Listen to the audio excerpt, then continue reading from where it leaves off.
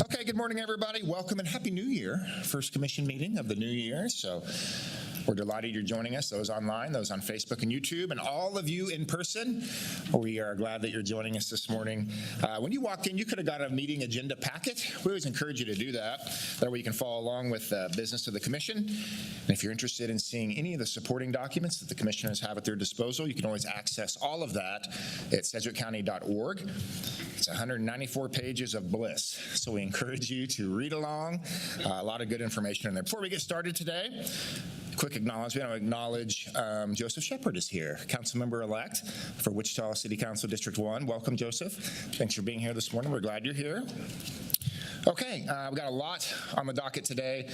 A lot of work to do, so let's get to work. I'll officially call this meeting to order for Wednesday, January the 7th, 2026. Madam Clerk, first item, please. Invocation to be led by Pastor Ron Pratt, Olivet Baptist Church. Please remain standing for the Pledge of Allegiance.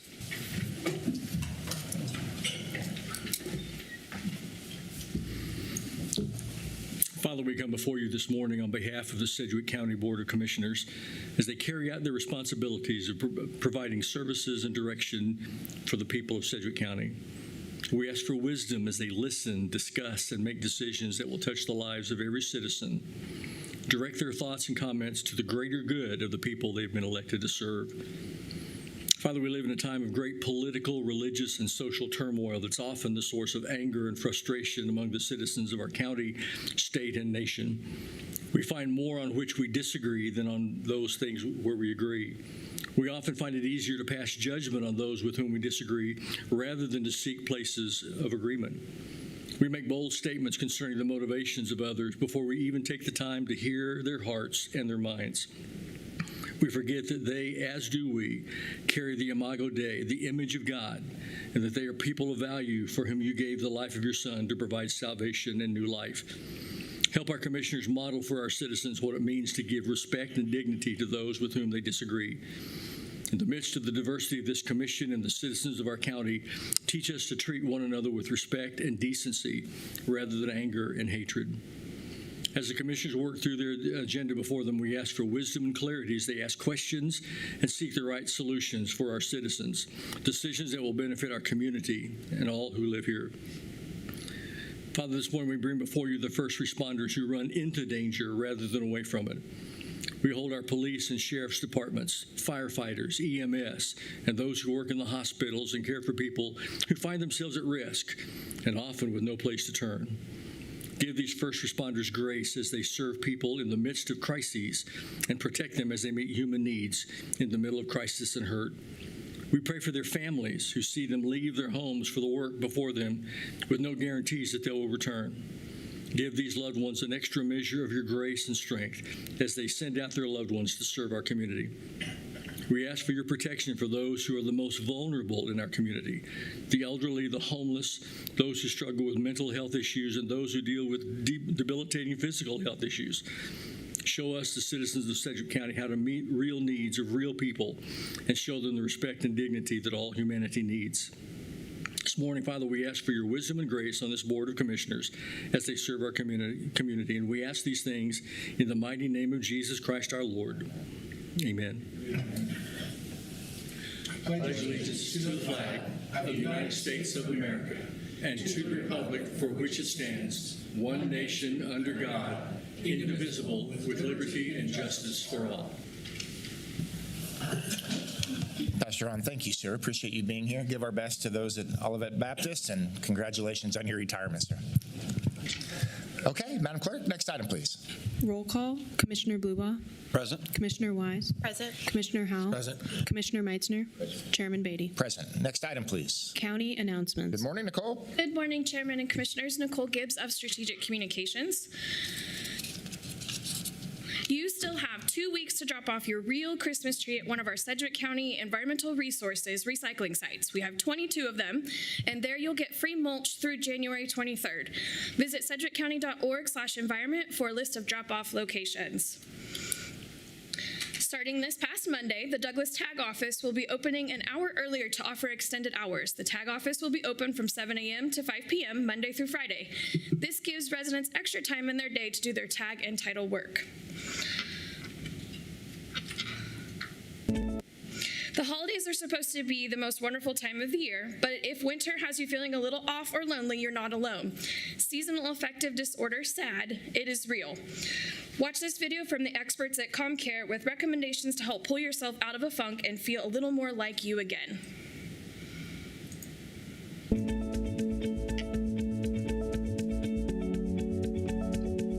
Don't let the cold and gray skies bring you down this winter.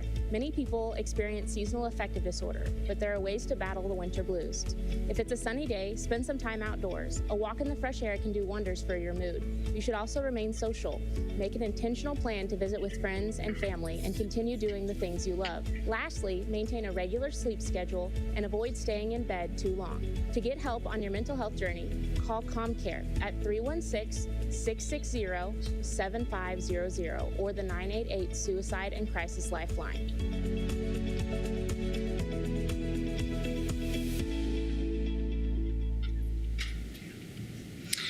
Last but not least, next Wednesday, January 14th, the Sedgwick County Sheriff's Office is going to host the Flag Sojourn 250 ceremony. For those of you that don't know what this is, Flag Sojourn 250 is a powerful national unity journey created in honor of the America 250 programming. One single American flag will travel to every U.S. state, every U.S. territory, and every U.S. military cemetery overseas, symbolizing remembrance, gratitude, and togetherness. The Sheriff's Office will be hosting this flag and posting it for the event, and again, it is next Wednesday, January 14th. We were selected through the Kansas Sheriff's Association to be part of this endeavor. So if you have an opportunity to come and be part of this historical event, it is happening next week. And that is all I have for today. Okay, Nicole, thank you for that. Commissioner Meister. Yeah, Nicole, thanks as always, and Happy New Year. I thought you were going to share your New Year's resolutions with us all today. My resolution is to take your life coaching advice a little more seriously. Yes, smart, very smart. Thank you, sir. We appreciate you. Commissioners, do we have any real comments or questions for Nicole? Very good, Nicole. Thank you so much. Thank you. Okay, Madam Clerk, next item, please.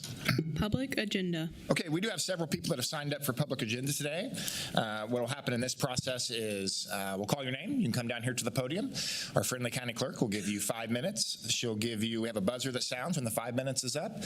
If you can just provide your name and address for the public record, that would be very helpful. And first on that list is Alma Ann Jones. Good morning, welcome. Good morning. Alma Ann Jones, 600 North Crestline.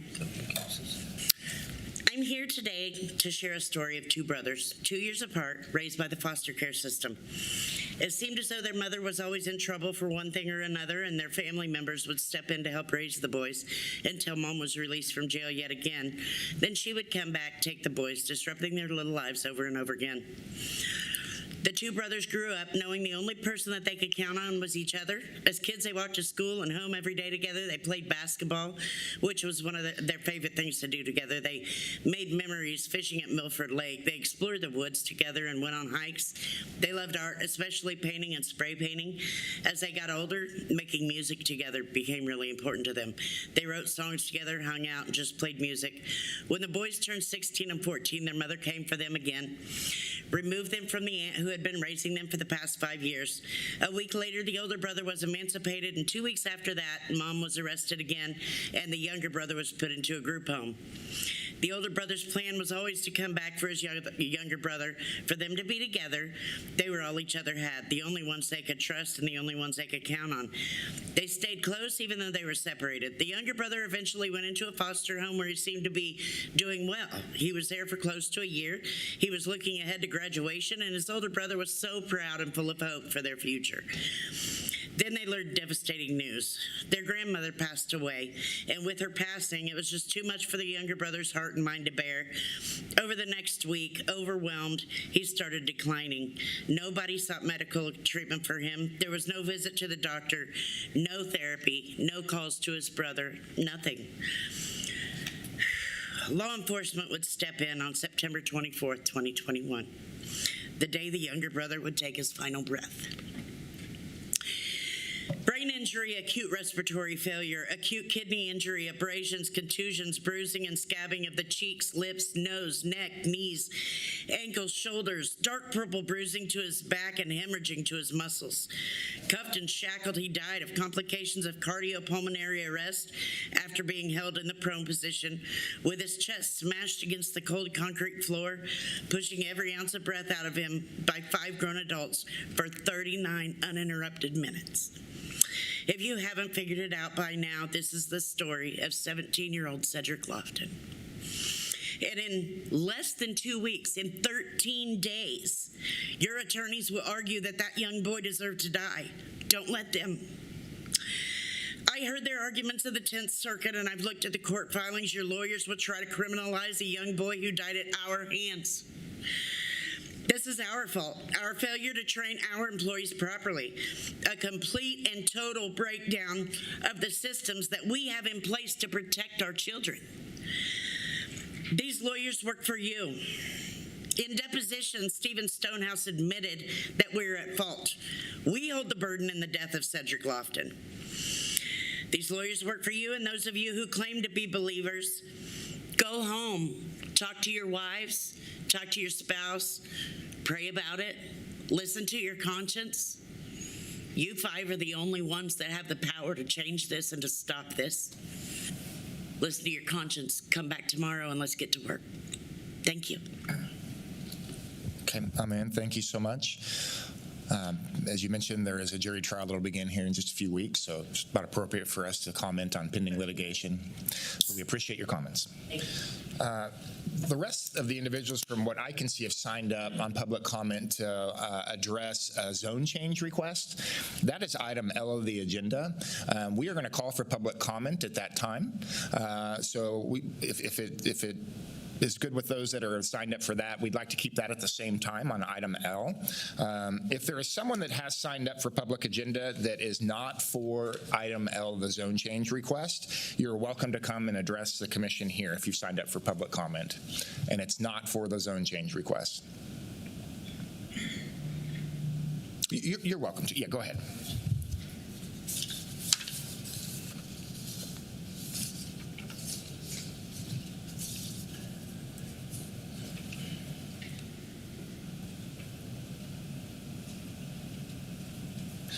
Good morning. If you can just give your name and address for the record, our county clerk will give you 5 minutes. I'm Jennifer Connolly. I live at 3353 North 159th Street East. And sorry, I was a couple of minutes late this morning behind 2 accidents, unfortunately. I bet you some of you might know what I'm here to talk about. Solar again. I just want to fill you in on present and future and past, what we've done in the past. So I know that a couple of you county commissioners are new, and I thank you for your service. I just wanted to give you a timeline about solar regulations and the ones that we are adopted on August 4th, 2024. A vote of 4-1 by our county commissioners on September 14th, 2023, the County Commission decided to put a 6-month moratorium on solar until there was time to study regulations for solar projects. After numerous meetings, public comment, and 6 months of hard work on Metropolitan Area Planning Commission, voted 13-1 for new regulations. When presented to the County Commission, they were not satisfied with the regulations, so they set a new moratorium until they could hire a consulting group to look at the regulations and give their recommendations. They decided upon Berkeley Group Consultants out of California. On August 4th, 2024, the County Commission voted to adopt regulations set by the Berkeley Group, excluding some of their recommendations. These regulations were much more restrictive and shut down a potential solar project by Invergy, not to be mistaken by Evergy. Although many of us, obviously including the Metropolitan Area Planning Commission, did not think it was necessary and thought the regulations were overly restrictive, at least it gave the ability for solar to know what the rules were. As David Dennis said, the completed rules were finally will allow utility-scale solar farms to start getting permitted. So here we are, a new project, hopefully will be on its way to becoming reality. Farmers will be able to know what they will receive per acre for their farmland. Although I'm not privy to that information, I can tell you that the average solar lease is $1,000 to $5,000 per acre, depending on location, and by the way, the proposed location is excellent. Much more secure than depending on the price of corn and soybeans. According to an article by Farm Bureau, commodity prices on 10/6/25 dropped dramatically of the high of 2021 and 2022. Corn has gone from $7 a bushel to around $4, and soybeans have gone from 15 to 10. This was with the high cost of doing business getting higher. Row crops are underwater. The area of the proposed solar farm by Mission Clean Energy is about 25% irrigated crop land, and that doesn't include the surrounding area, which according to maps look to be even higher. With water only coming from the aqueous beds and groundwater, this is problematic to the community and the local farmers. As we all have experienced in many years of drought and the aqueous beds being finite, it's time to give our farmers some help by approving the ability for them to lease or sell their land. So what did 1B say to the other? What's all the buzz about? It's the new solar farm, and with all its pollinator gardens, it's a beautiful time to be a bee. Thank you. Thank you, Ms. Conley. Any questions or comments? Thank you so much. Okay, we had one more person that was signed up on public comment that was not related to the zone change request in item L. So we'll welcome you down now.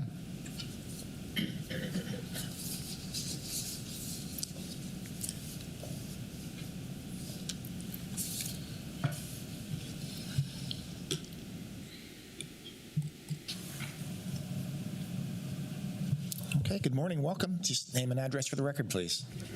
Good morning, Commissioners. I'm Kent Rowe, 3353 North 159th Street East, and I'm here again to talk in favor of solar options for agrivoltaics, solar farming, solar grazing, solar pollinator gardens. It's not taking away ground from production. It's actually augmenting it in many ways. We have examples of that up in Olathe, Kansas, also in Colorado. Starting up here, actually in around Rose Hill, is the Kansas Permaculture Institute, a smaller agrivoltaic facility. So this is going to happen, either small scale or large scale. I would prefer community ownership of these farms and not huge, large places, but we've waited way too long. Why have we waited too long? I know we have a new arrival at the Kansas Zoo, a wonderful baby orangutan. However, on November 25th, Cyclone Senyar struck the island of Sumatra. 33 to 45 orangutans perished. That was a remarkable cyclone in that the atmospheric pressure went to 735. The ocean temperatures were at a record high. What was really remarkable is that this cyclone occurred with devastating floods and mudslides, and a lot of illegal logging went downstream and crushed a lot of these wonderful creatures. The illegal logging and clear cutting was for palm oil, similar to what we do now with ethanol production in corn, which utilizes water. We're trading water for fuel, and we're running out of water. So the Tapanuli species of these orangutans are now critically endangered. We can do things about this on climate. And if we don't already have the awareness of what is happening in the world, climate is very critical. But I'm supposed to talk about the assault on batteries that we've had. These solar farms, large and small, incorporate battery usage for voltage regulation, frequency containment, replacement reserves, voltage, reactive power control, congestion management on the grid, all these terminologies. But what's nice about it that we don't realize we could do as homeowners is if we have either an electric vehicle or a power wall in our homes, we can regulate the times in which we use, charge, or discharge our electrical needs according to the best price of that time of use. The batteries, too, they're currently lithium iron phosphate that have a very good record. Some of it has been highly publicized since 2013. Startups we're just learning about how fire suppression is accomplished on these failures that we've had. The batteries, however, are nothing compared to risk involved in oil and gas. Oil and gas pipelines do rupture, do explode, they have fires, and in fact, the worker risk is very minuscule compared to coal, oil, gas, and so forth. We're talking about risk here. The two gas plants that apparently are starting up in lieu of the failure of solar farms will carry these risks. And not only that, but it will contribute to the climate demise further, and that they will spew copious amounts of methane into the atmosphere. So I would beg of you to approve, augment, and enhance our way forward into a clean electric usage.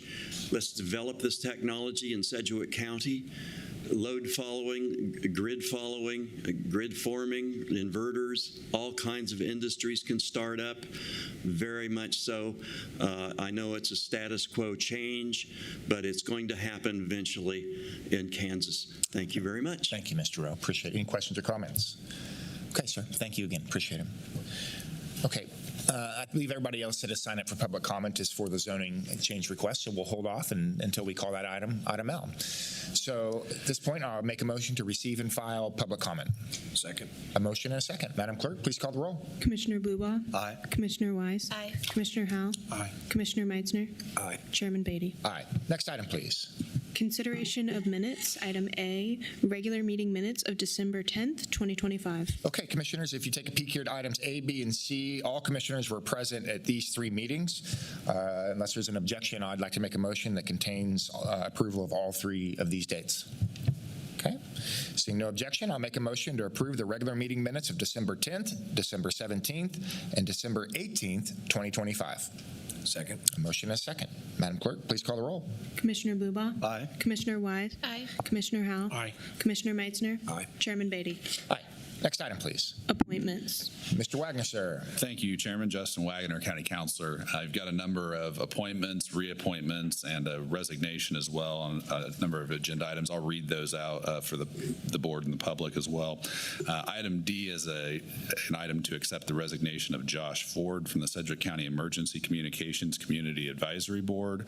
Item E is a resolution reappointing Cheryl Wolford to the Sheriff's Civil Service Board as recommended by Commissioner Wise. Item E is a resolution reappointing Alex Dean to the Sedgwick County Solid Waste Committee in the first-class city position. In this case, it would be the City of Wichita. Item G is a resolution reappointing Doug Hyde to the Metropolitan Area Planning Commission. It's Commissioner Bluebaugh's appointment. Item H is a resolution reappointing Bill Johnson to the MAPC, and that's Commissioner Wise's appointment. Item I is reappointing Bob Aldrich to the MAPC as Chairman Beatty's appointment. Item J is a resolution reappointing Rosie Mozate to the Sedgwick County Public Building Commission. That's Commissioner Bluebaugh's appointee.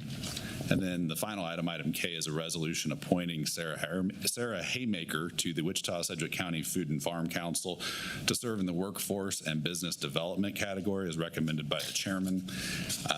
Chairman and commissioners, you could take all of these by a single motion, just taking recommended action. Thank you. Yep, I believe we will. And our county clerk here, Kelly Arnold, is here to swear those that are here today, to swear them in as soon as we take the motion. I would just acknowledge briefly, since there's so much here, those that are appointments of mine. Bob Aldrich, thank you again for serving another term on the Planning Commission. Planning Commission is a big-time job with a big commitment, and so we appreciate your commitment to doing that. That's a very important role. And then Sarah is Sarah here today for Food and Farm Council?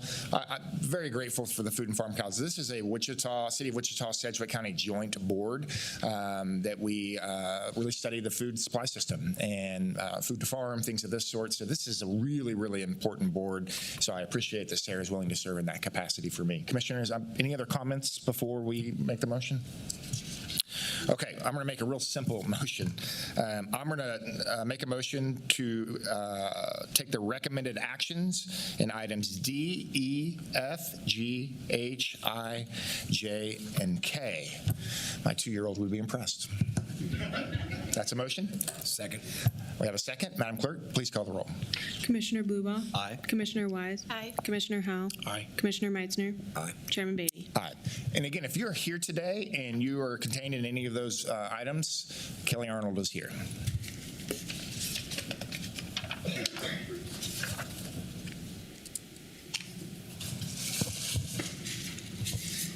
Morning, Commissioners. Morning, sir. All right. Okay. Just raise your right hand. I'll read through it and say I do. Okay. I do solemnly swear I will support the Constitution of the United States, the Constitution of the State of Kansas, and faithfully discharge the duties of the Office of Sheriff's Civil Service Board, so help me God. I do. Congratulations. Thank you. If you'd like to make a statement, you can. Thank you for the opportunity to serve. Yeah.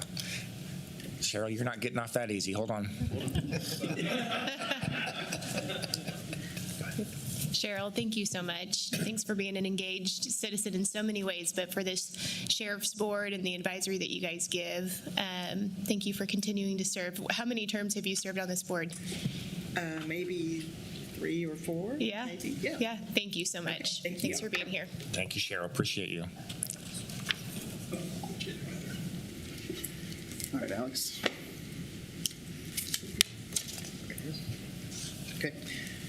I do solemnly swear I will support the Constitution of the United States, the Constitution of the State of Kansas, and faithfully discharge the duties of Office of Sedgwick County Solid Waste Management Committee, so help me God. I do. Congratulations. Thank you. State anything you can. I just want to thank everyone for reappointing me to this position. This is my 3rd reappointment, and I look forward to continuing to serve the citizens of our county. Yeah, Alex, Solid Waste Management Committee is a really important board. They do a lot of things for us, so thank you so much for your continued service on that board. Thank you.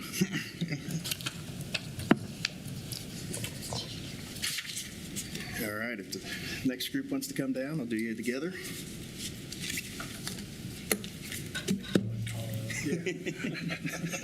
All right, gentlemen. I do solemnly swear I will support the Constitution of the United States, the Constitution of the State of Kansas, and faithfully discharge the duties of the Office of Wichita Sedgwick County Metropolitan Area Planning Commission, so help me God. Whoever would like to step up to the podium first. Commissioner Blueball, thank you for reappointing me. The time that I've spent filling in for the previous gentleman has been very rewarding, and I appreciate everybody's confidence, and I appreciate my mentor behind me. And so I look forward to helping Sedgwick County and the city of Wichita grow.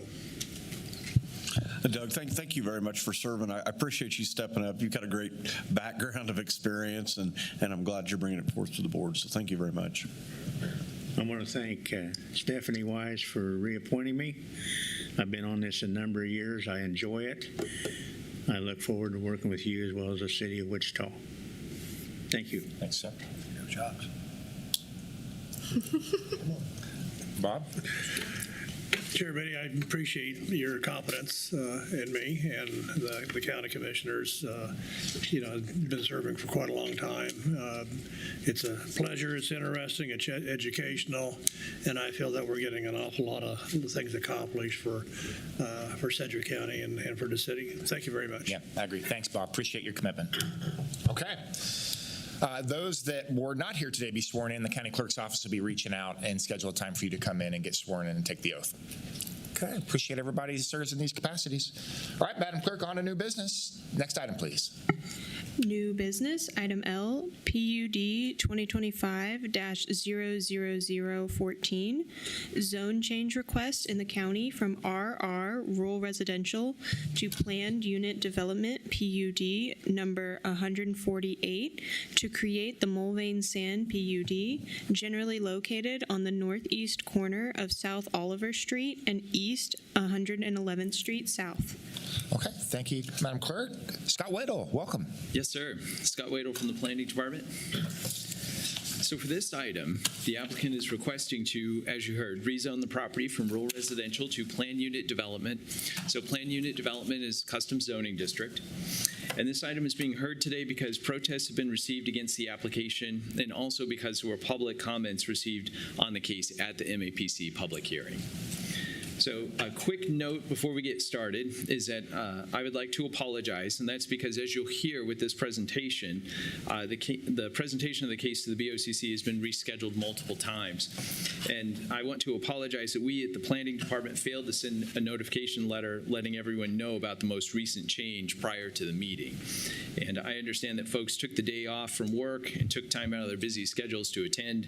So I want to apologize to you on the commission and the members of the public. I'm sorry that we didn't get that letter out, as is our usual practice. So thank you, Scott. Just want to acknowledge that. So in terms of the request itself, the applicant has indicated they are requesting the zone change in order to have a sand pit on the site with the potential to develop it later on into lakeside housing.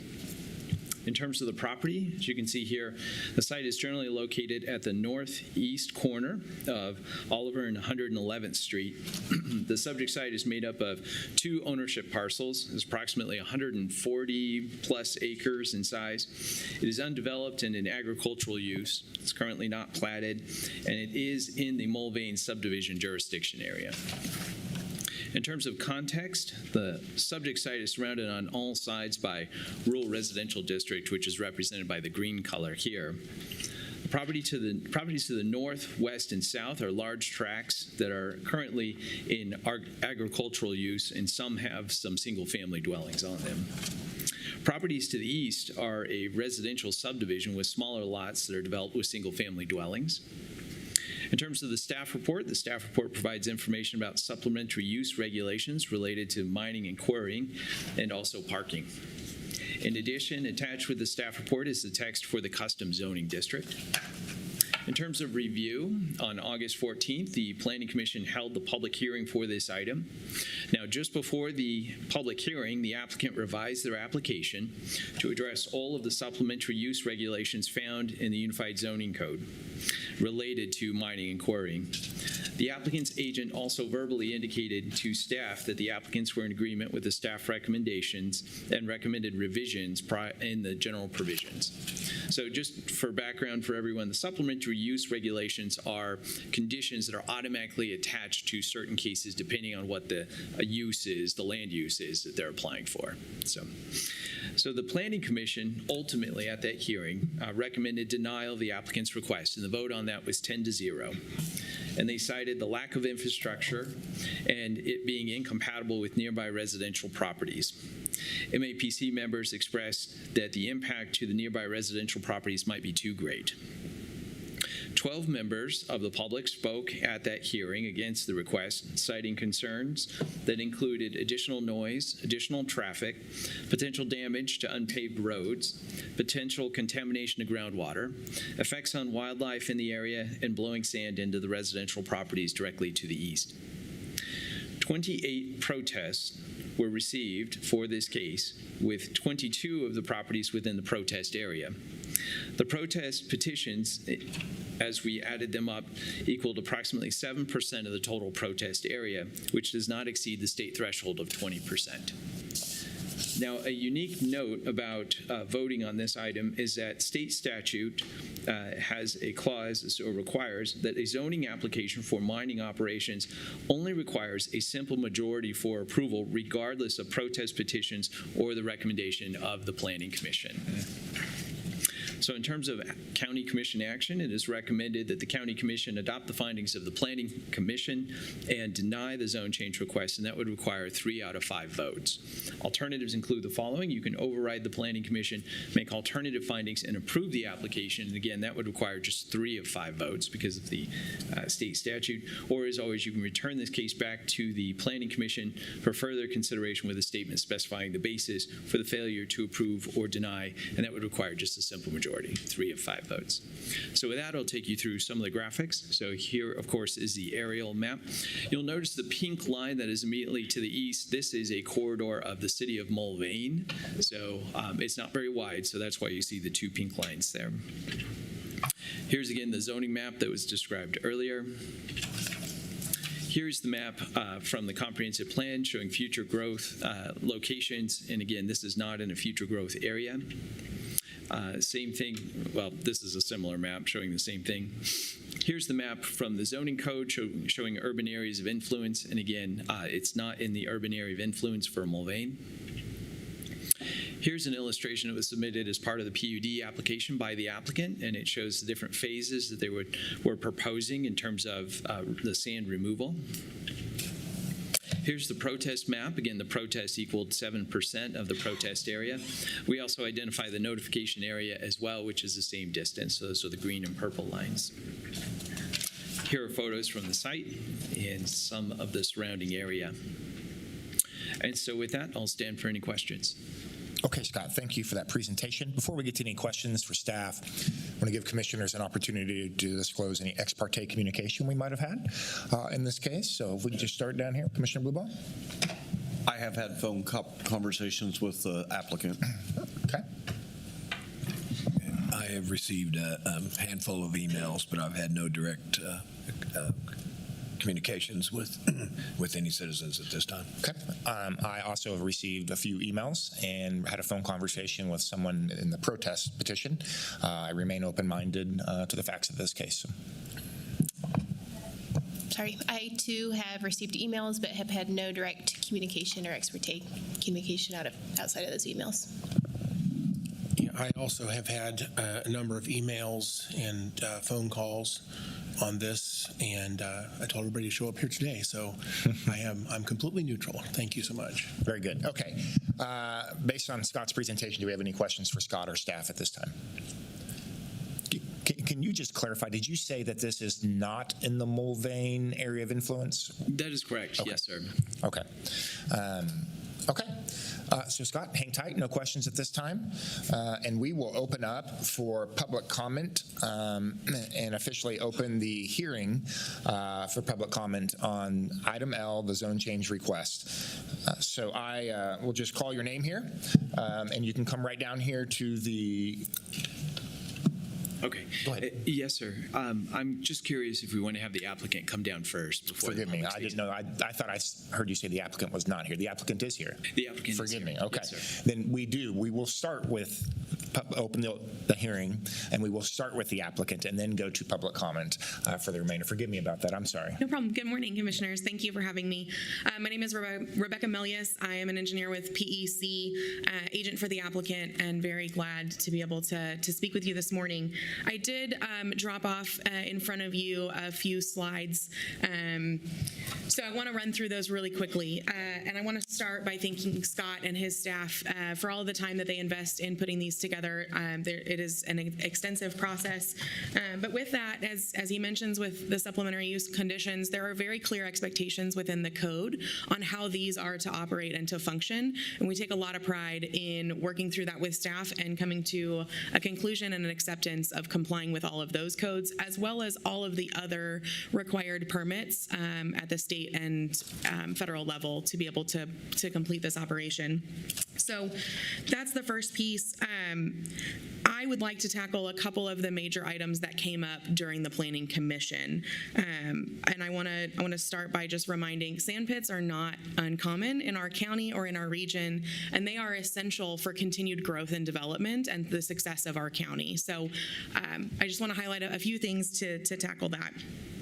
So the three critical issues I want to start with, number one is drainage. So on the first slide in front of you is the FEMA adopted floodway and floodplain map. You'll see there is a ridge line where that yellow is that defines two clearly different drainage patterns. Now, we all know what happened in June. We all know that when it rains, it pours, right? And those drainage patterns are going to come together when you have a heavy enough rain event. But most commonly, the drainage issues that are happening in the neighborhood are not happening because of the farm field and would not be directly impacted by the creation of this as a sand pit.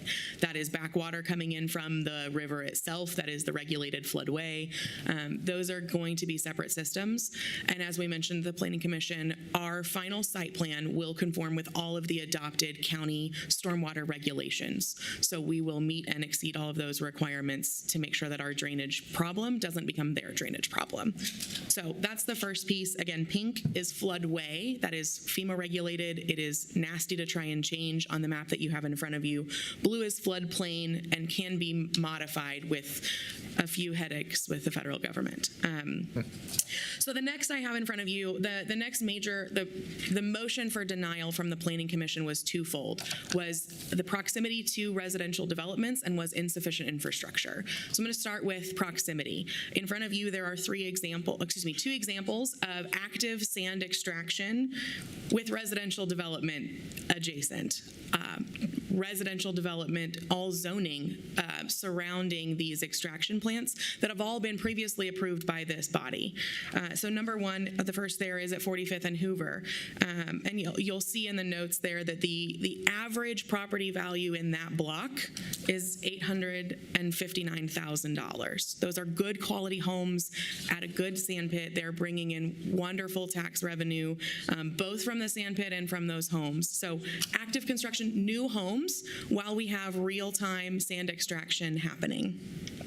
The second example is at 61st and Ridge. This is a little bit closer in applicableness to our condition. We have an existing residential neighborhood with active sand extraction happening. That active sand extraction is, I don't know the length of their lease, but halfway, right? I don't know what their plans are if they're going to build homes next to them, but you have a very nice block of residences that are an average of 1 acre in size with an average property value of $627,000. Again, very nice quality homes, not bothered by the active sand construction happening. The next piece was insufficient infrastructure. So on the third, you have an example of an extraction pit in the county that is on an unpaved road. 77th Street between Ridge and Tyler is unpaved. This extraction was permitted back in 2006 and they began their extraction in 2014. I will offer there was a clause as a part of that case that the county engineer could review with the applicant during the extraction. If the quality of the road was degraded enough, they would be expected to improve it. That hasn't happened. The road is still unpaved, and there's still an active sand extraction. So the next piece that we tackled was a review of what would it take, because again, the planning commissioners expressed concern that all of the other sand pits they could think of were off of paved roads. So what would it take to pave 111th Street to county standards? It's a $2 million capital project. That construction estimate is in front of you as well.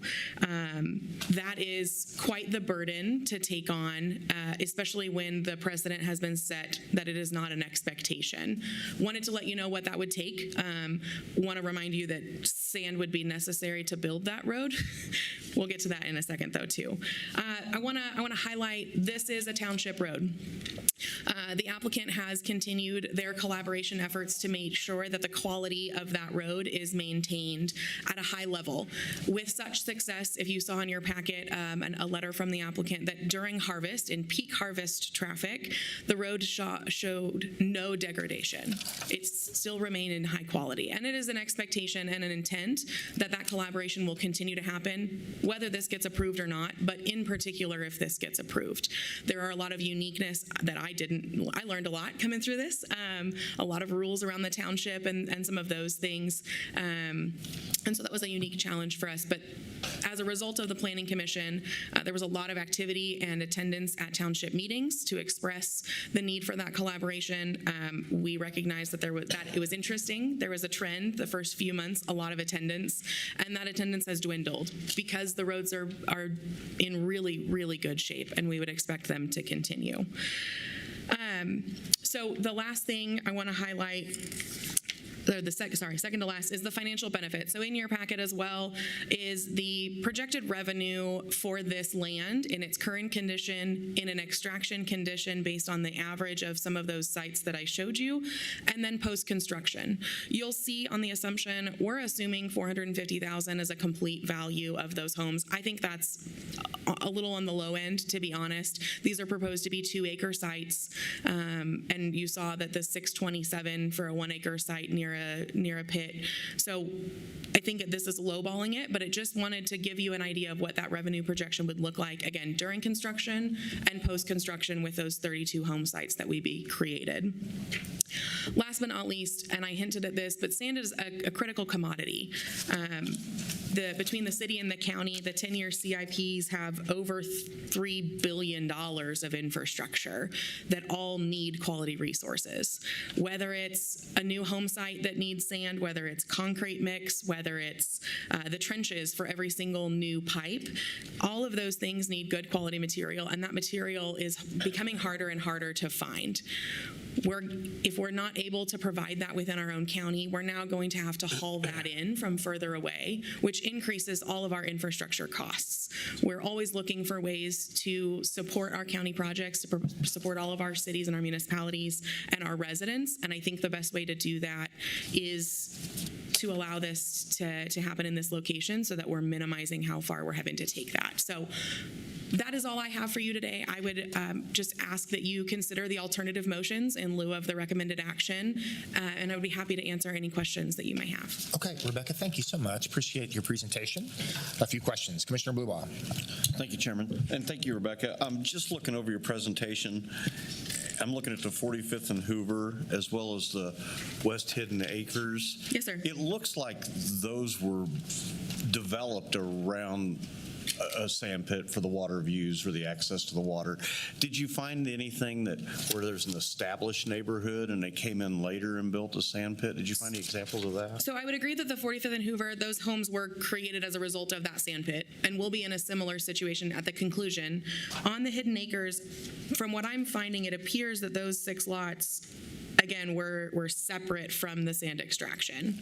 Yeah, but they were, I was just looking at them. They're profiled as water view lots and access to the water. Yeah, and I don't know where this is, know, across. I was just trying to see if you found any other examples. There are a few, but none that match quite the same. They're all a little bit different. Okay, thanks, Rebecca. Of course. Okay, other questions for Rebecca? Commissioner Howe? Thank you, Chairman. Just a couple of questions here. So this is a fairly large site, and you see that blue shape there on the map there. Where on that shape would the extraction happen, and where would these 32 homes be? Sure. Can we go back to the PUD limits? Can I do that? Yeah. Sweet. So this gives you an idea. The thicker boundary is the same teal rectangle that you looked at before. The limits of the sand extraction are the dash line. This is projected to be in 5 phases. So phase 1 would be in the south end, and that would progressively move to the north as extraction efforts happen. The 32 residences circulate the pond is the expectation, or the lake that would be created. Okay. Do you know that the distance from the extraction location to the existing homes there, to the east? From this limit east? Yeah. Not offhand, but I could find it and bring it back. Okay. All right, a couple of other questions. And yeah, I do appreciate Commissioner Bluebaugh's question. That was one of mine as well, is these existing sand pit projects that are actively extracting. It sounds to me like I'd like to know the dates that those projects were started, and all of the homes you're referring to, these fairly expensive home properties, as far as I know, all of those were built after the sand pit extraction was started. But I'd like to know that for sure. I would agree that they were after it started, but it is actively happening as well. I understand, but again, what I'm saying is, I guess, is the traffic and the particulates that might be in the the air that might be blowing back and forth. Those are all known conditions at this point. So when someone makes a choice to move there, that's at least they know the situation when they're moving into it. Whereas in this case, they may not know. These are existing homes. They may not know what's coming at them. So if they make a choice to move there, that's a choice they make based on a static situation, so to speak.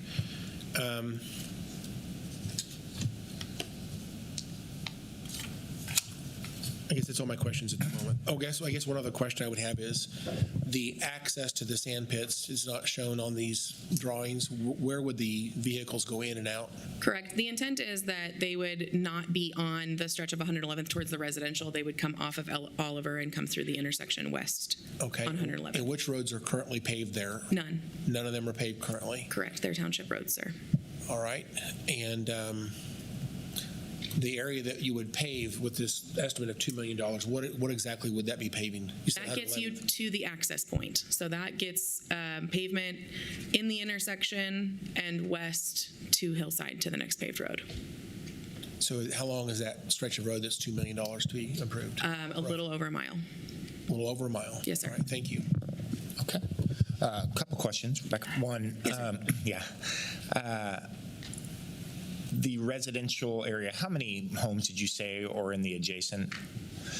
In the neighborhood to the east? Correct, yes. Actual homes? But maybe, I don't know. Okay, let me get to the heart of the question. Are they on well water, or do they have some sort of city water source? I believe that they're all on wells. They're all on wells. Give me one. Lynn Packer, our county engineer, is here. So digging out a sand pit, you dig down to the surface water level. How deep they have to go to hit the water level here in this area? Not very far. Okay.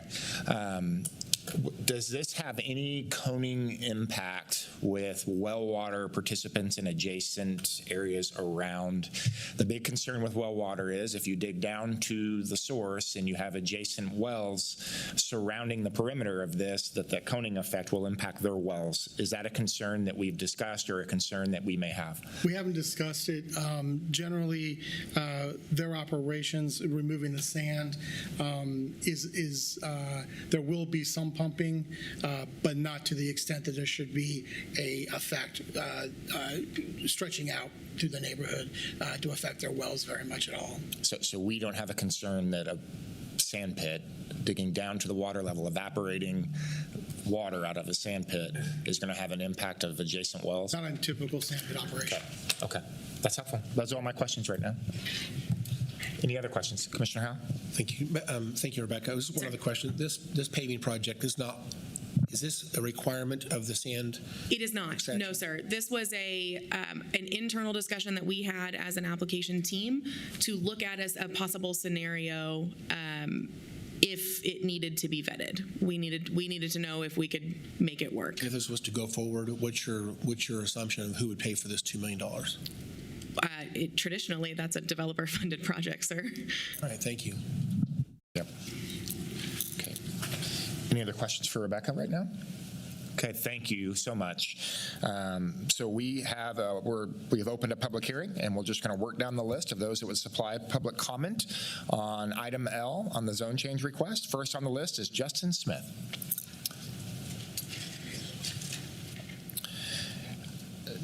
And next on the list is going to be Matthew McIntyre. So you're welcome to go ahead and start making your way over towards the wall. And if you can just provide, we have 5 minutes, you can provide your name and address. That would be helpful. Good morning. Good morning, Commissioners. My name is Justin Smith. I live at 10630 South Oliver, and I am in favor of this.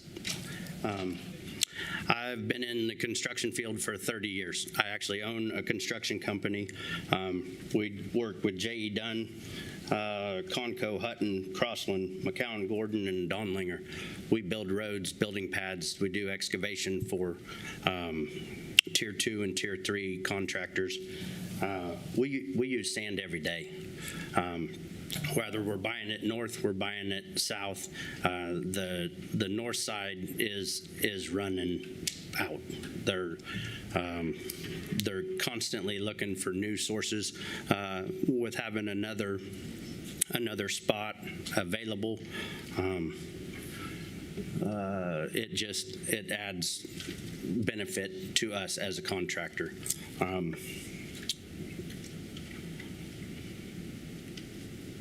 Yeah, from the bedding material to the building roads to the concrete, I'm for it, and it's honestly like catty corner from the back of our house, so I don't see an issue with it. That's all I got. Thank you. Any questions for Justin? Okay, thank you, sir. Appreciate it. Okay, next up, Matthew McIntyre, and then Lonnie Mossman. Good morning, sir. Welcome. Good morning, Commissioners. My name's Matthew McIntyre. I live at 10926 Anthony Lane, which is, I don't know if we can do anything, point to that, show you where it's at. I don't think that, I think that's a static image. I So gotta get probably it figured out here. Yeah. Right in this area here. Okay. Did it show? Okay.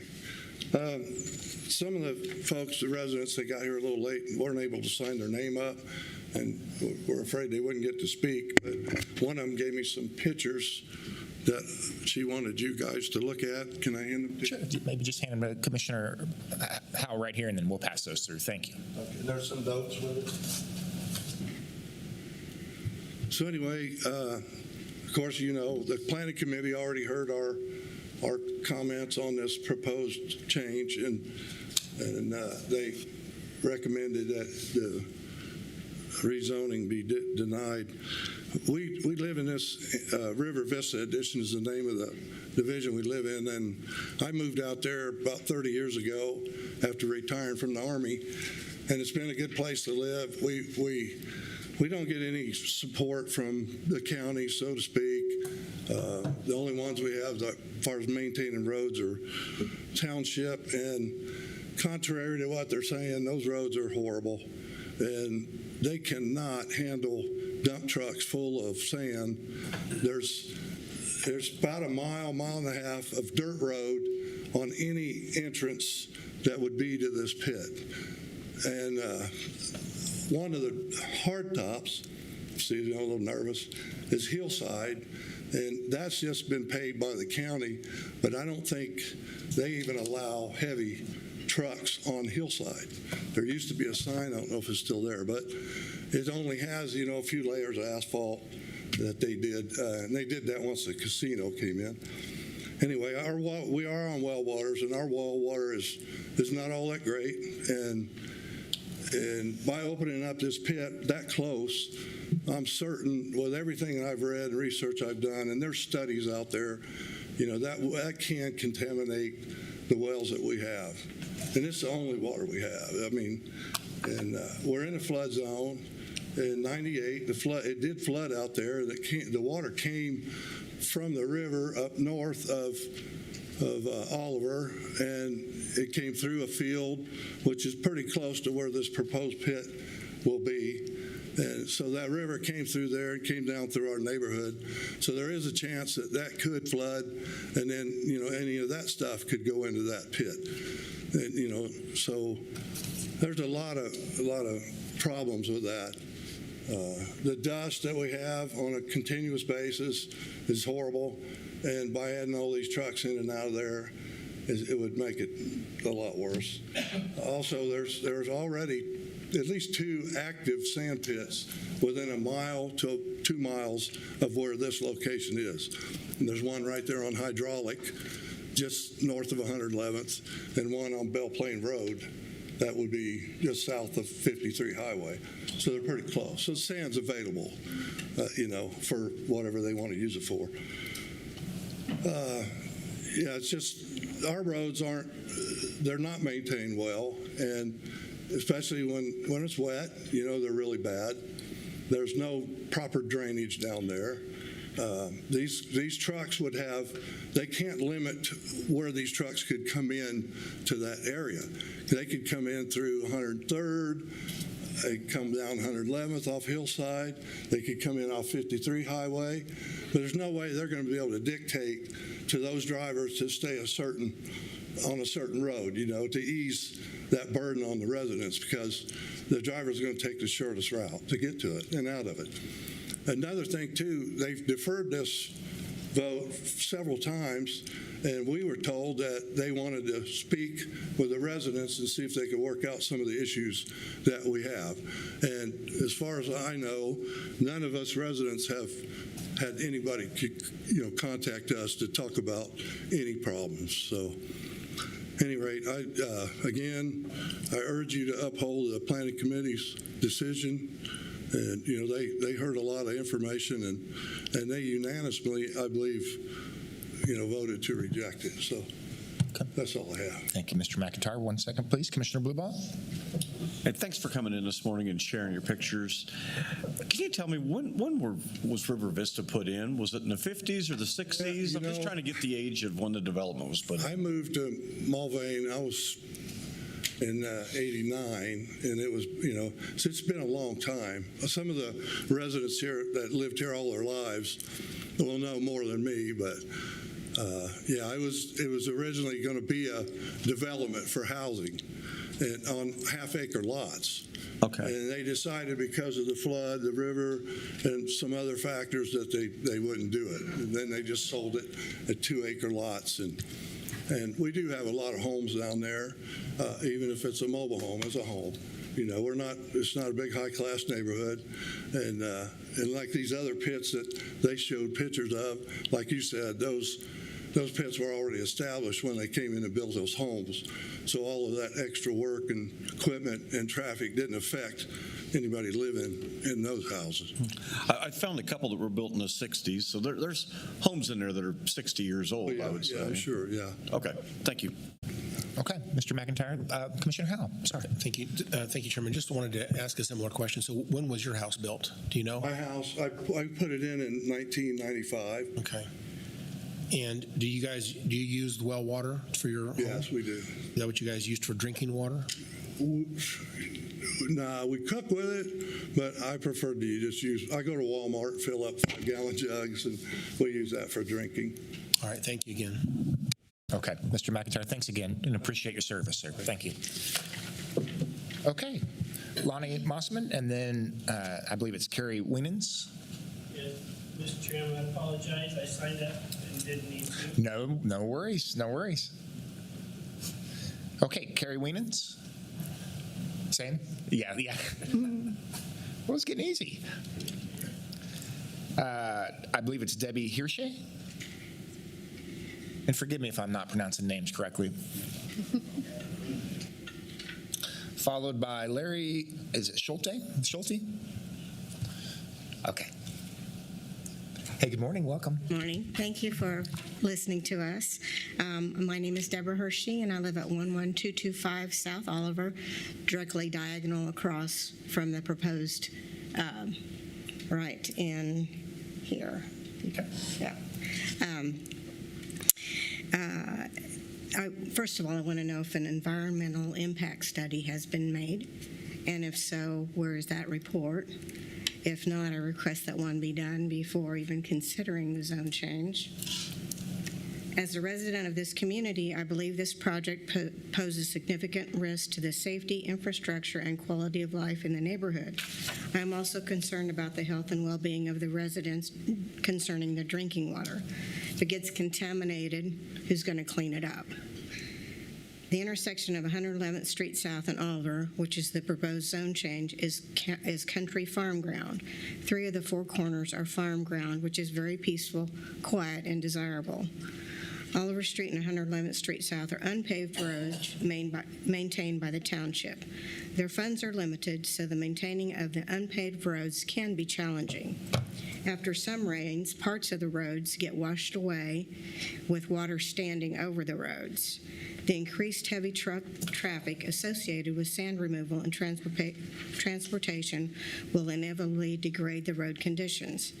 These roads were not built and are not maintained to handle the kind of weight and volume anticipated with industrial uses, and I fear they will deteriorate rapidly, leading to larger potholes, dust pollution, noise pollution, and hazardous driving conditions for residents. I am also concerned about the potential water contamination from runoff, sediment, or other pollutants entering nearby waterways. The residents in this area have individual water wells. They do not have water utilities from the city. I personally have 3 filters to make my water usable. The potential water contamination could harm local ecosystems and potentially affect drinking water sources. If approved, I request that best management practices be added to the permit to keep runoff from going into the water during and after construction. There are 2 existing sand/gravel pits loaded in close proximity. One is 2 miles west and a few miles north on paved roads.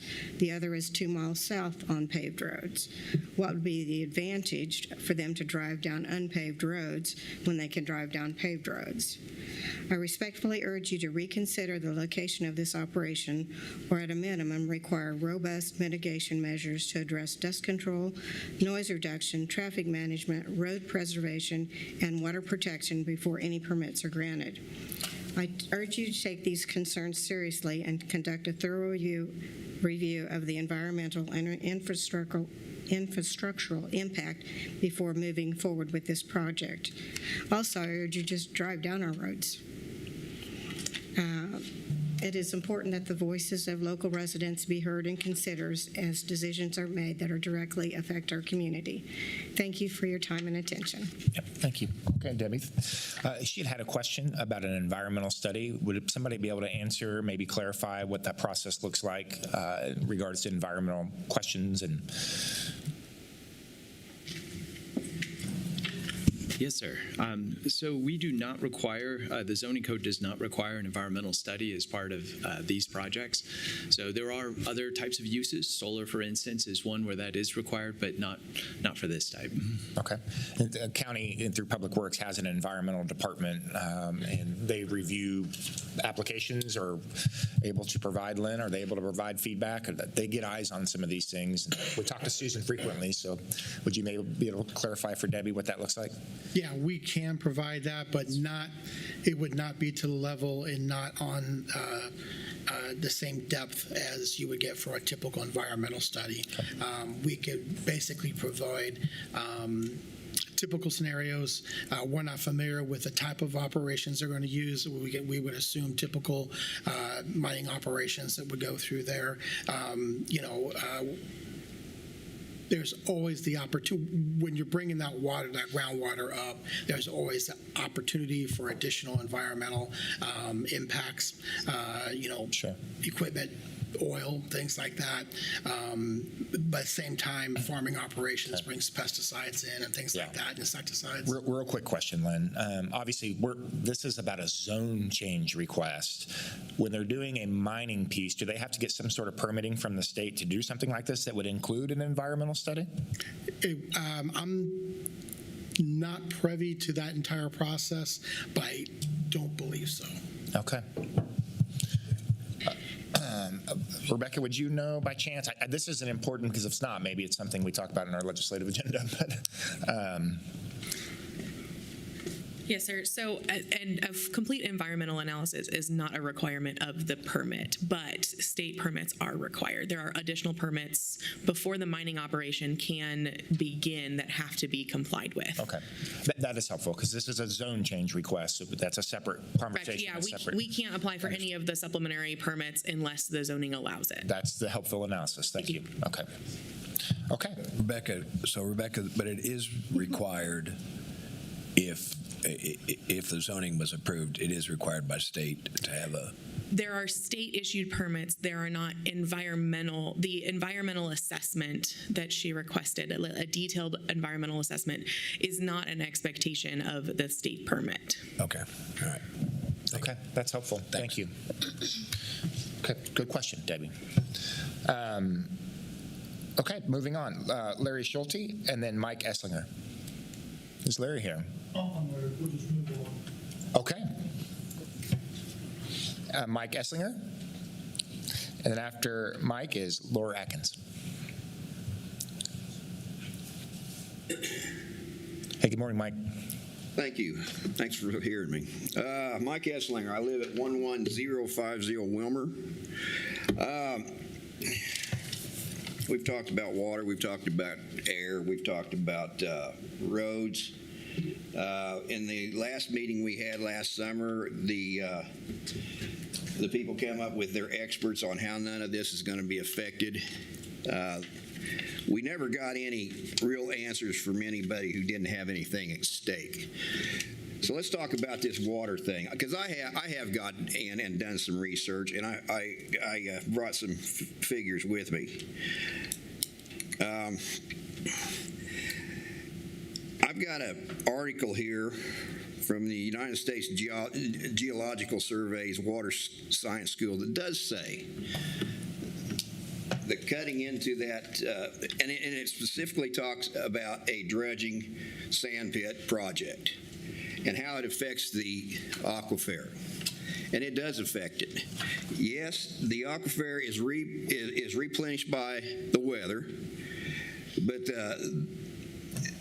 the amount of water that stress it'll put on that aquifer will require more of Mother Nature to do her part. And this last 10 years, we've been in nothing but a drought.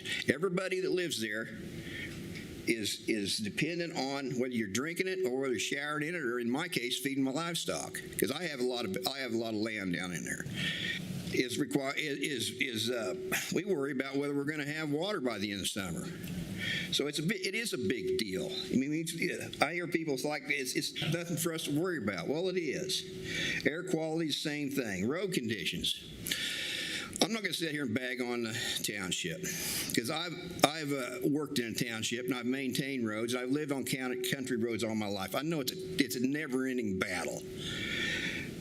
And the roads have gotten a lot better in the last few months, but I wonder why that is. They haven't been like that before, and I don't know that they will stay that way. But those roads, they're not wide enough for that kind of residential transportation that's coming out of Belle Plaine and running up to Wichita, because that's the road they use, with just regular cars going back and forth, crossing paths with semi-trucks. There's a dangerous situation right there, too. Wildlife, it's going to affect it. I've got some timberland that I have mama deers give birth to their babies in the it's not unusual for me to walk out there and see them out there in my pasture grazing with my horses, or I've even found fawns laying in the flower beds in the heat of the summer. So we have a lot of wildlife out there to be affected. I wonder what the wildlife people think this would do and how they would feel about it. I'd like to know what that answer is. And then we come into this property value stuff. Well, when I bought this house, this place of mine, if that realtor had taken me down into that area and I had to pass by a big dredge mining pit, I would have told him, turn around, go back. I'm done seeing it. So to tell us that this is not going to affect our property value, I don't buy it. I don't buy it one bit. And I'll tell you what, I found some information on some the same situations up there around that's going on in Valley Center with the sand mining projects up there. These are the figures I got from them. 30% loss in value if you're adjacent to the pit. 1 mile away, 14.5% loss in value. 2 miles away, 8.9% loss. 3 miles away, 4.9% loss. There is nothing about this project that's going to benefit the residents of this area. Not a thing. And it's only going to be good for one person, and that's it. Without getting all emotional about it, which I sure am, we live here.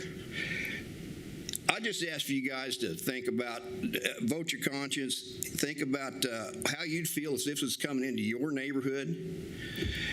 And if all this don't worry about it stuff someday becomes a problem, we're stuck with it. We'll have to deal with it. There'll be no recourse for us. And that's just a fact, guys, ladies. It's just you guys are you folks are our firewall, and I ask that you vote your conscience, and I appreciate your time. Mike, thank you so much, sir, for your comment. Any questions here? Okay, thank you, sir. Appreciate it. Okay, moving on. Ms. Laura Atkins, and then Deborah Robinson. Hi, Laura. Hi. Good morning. Short. I've come to you today to speak about an item on today's agenda. You're considering a zoning change to a property located within Salem Township, and your staff's recommended action is to adopt the findings of the MAPCD and deny the zone change request. I respectfully request you consider not adopting their findings, as a denial was not based on facts, but rather testimony from residents who would say anything to make this development not happen in their backyard. They recommended denial because infrastructure could not support the zone change. This is not true. If the zone change request had been made 3 years ago before I took over, I would agree.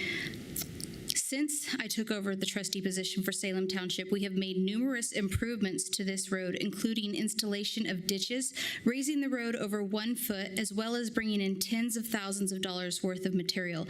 As a result, the infrastructure can more than support the zone change. I have sent you a video that I took of the road in its current state. Since the latest project's completion, we received a rainfall of 2 inches in less than 6 hours and no water come onto the road. There were no potholes. There wasn't even any mud. The road looked as it did prior to the rain. In closing, I would just like to say I do not have an opinion on whether or not you should approve or deny the zone change. That is your job to make. I just want to make sure that the facts were laid before you made that decision. Okay, Laura, thank you so much. Appreciate that and the work of Salem Township. Any questions for Laura? Okay, very good. Thank you. Okay, next up, Deborah Robinson.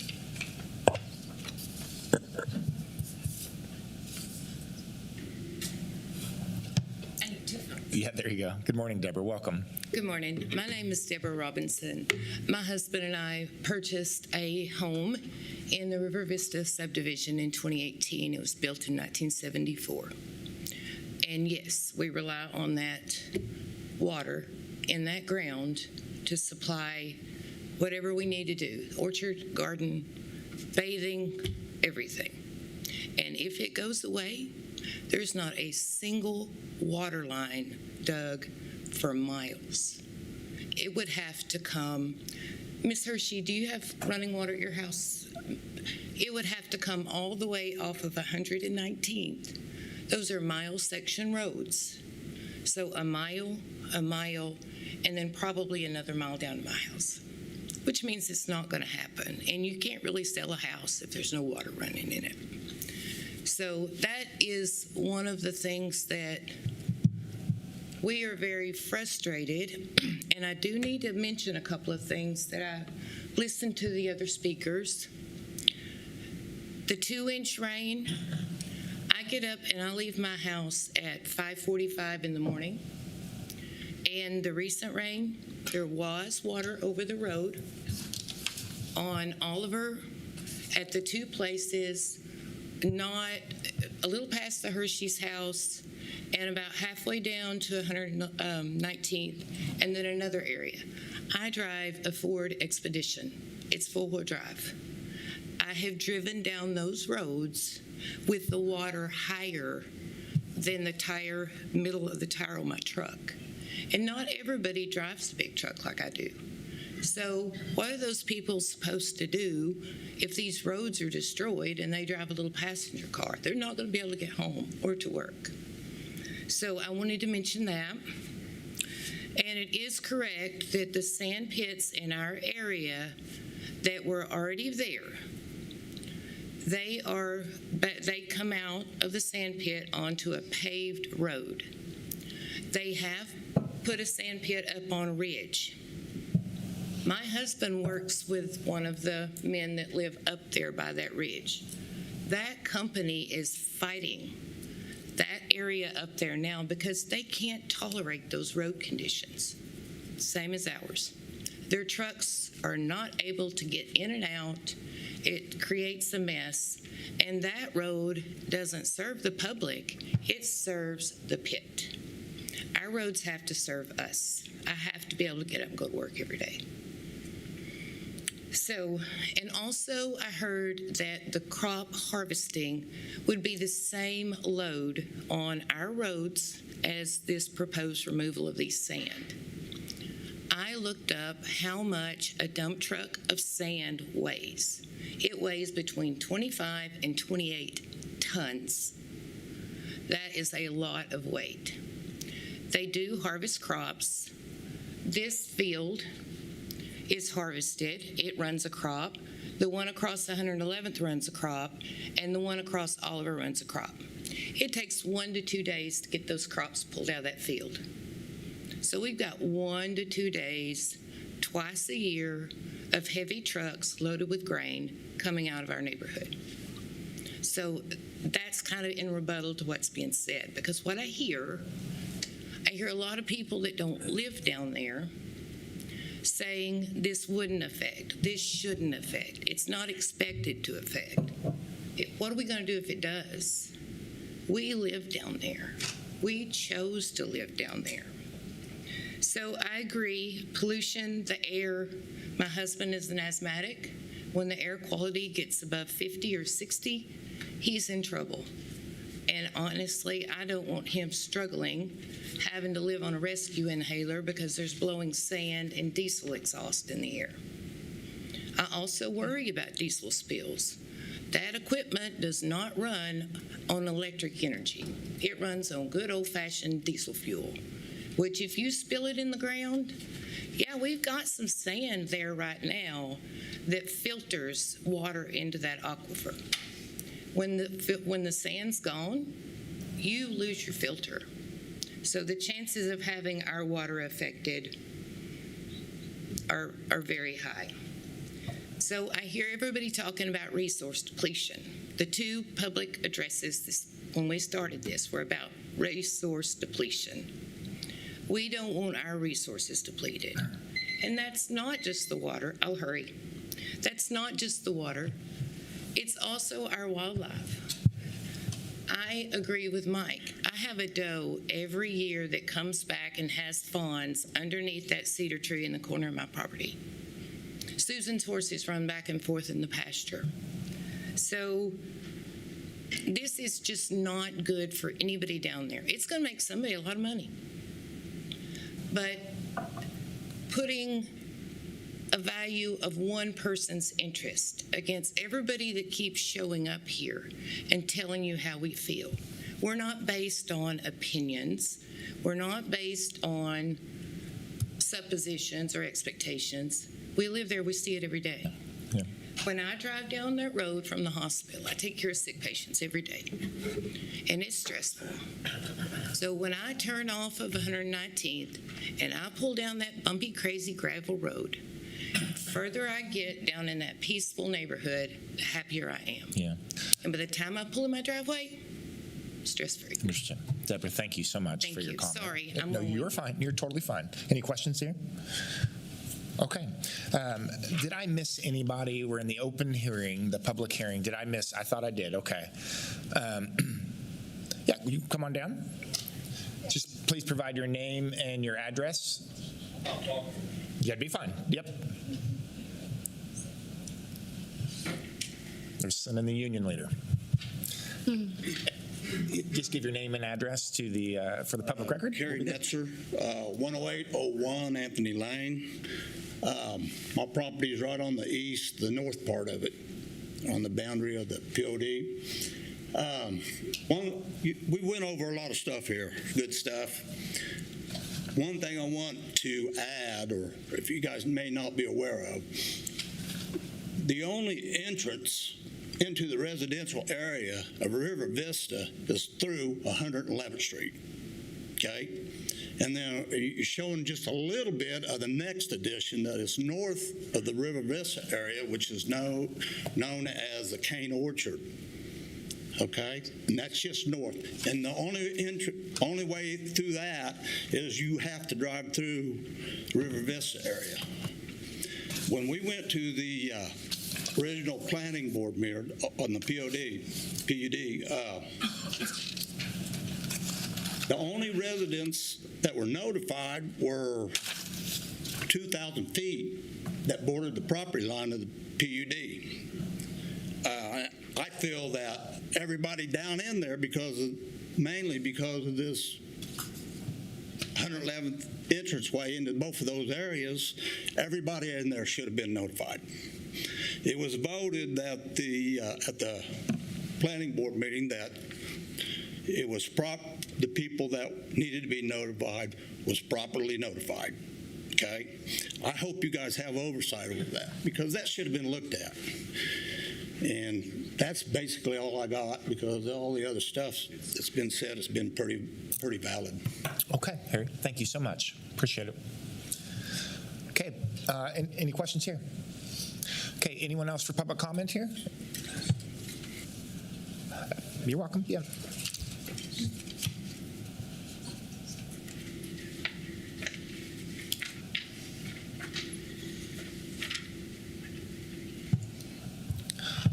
Good morning. Could you just give your name and address for the record? Kind of clerk will give you 5 minutes. My name is Laree Lott. I'm at 10908 Anthony Lane, and I am the longest standing resident in the area. Besides Larry, of course. He's been there longer than me. He was born there. I didn't move there till I was 4. But my main concern is you keep talking about the infrastructure, and if there's any way to go backwards on these things, exactly what Carrie was talking about. Yeah, no. Yeah, right there. You can see all of those areas. This whole area, this is the only entrance and exit from that entire area, this Oliver and 111th, for this entire area. And there's talking about there's only 7% of us that are talking to you guys, and that's because in this general area here, the ones that are not talking to you are senior citizens that cannot get out on their own or on medical, my next door neighbor, he is on dialysis 3 times a week, and things of that nature. These have senior citizens that are living there that just can't get out and come to these meetings. And no one's came in and talked to us and tried to work something out with us like they said they were going to. But it's not just strictly these people here is the only people they're contacting. It's this whole area. All of these residents in this entire area have to come in and out of this, and you have people that cannot get emergency help out there as is. If anything happens at that intersection, our entire area is completely blocked. There is no entrance and exit. If trucks block that area or that intersection is washed out, There is zero way to get medical help, fire trucks in or out. And that is one of my main concerns. We have asked multiple times and been told multiple times, we even paid for a road to go right down this little area here in order to get more access to the orchard. And the farmers decided they didn't want that road there, so that road was never put in. We have requested to get a second road in and out. It's been denied. So now we're on a one road in and out, and that's the road you guys are talking about, putting all this pressure on. And I can't stress enough, we are all on well water. And that also means septic. If you drain the water and there's no water in the yards, all the septic is right there. That's just nasty. I don't have anything else to say. I mean, those are my two main concerns. Very good. Appreciate that. Have any questions? Yeah, Commissioner Blueball. Just one quick question. Thanks for coming this morning. You said you'd lived there longer than most of the others. Oh, yeah. How long have you lived there? Since 1967. Okay. Thank you. Okay, very good. Thank you so much. Appreciate your comment. Any other comments? No, ma'am. Okay, thank you. Okay. We had one more. Yeah, correct. Oh, maybe there's two more. Forgive me.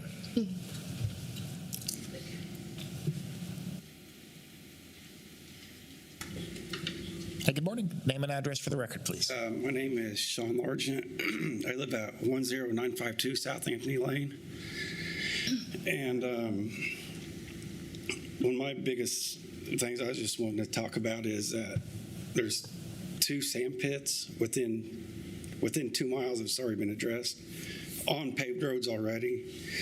She had talked about infrastructure and being able to, build up infrastructure with this, which there's already two existing sand pits within 2 miles of this that are on paved roads. And the second thing is I know down around there's a few sand pits, and this guy says it wouldn't affect groundwater at all. But people have lived by these sand pits before they went in. You go talk to them, and they say it has affected their groundwater, that their groundwater has went to crap, basically. And I know some environmentalists just sat here and said it wouldn't do much, but if you go talk from experience of a house existing before a sand pit went in, it has ruined the groundwater significantly.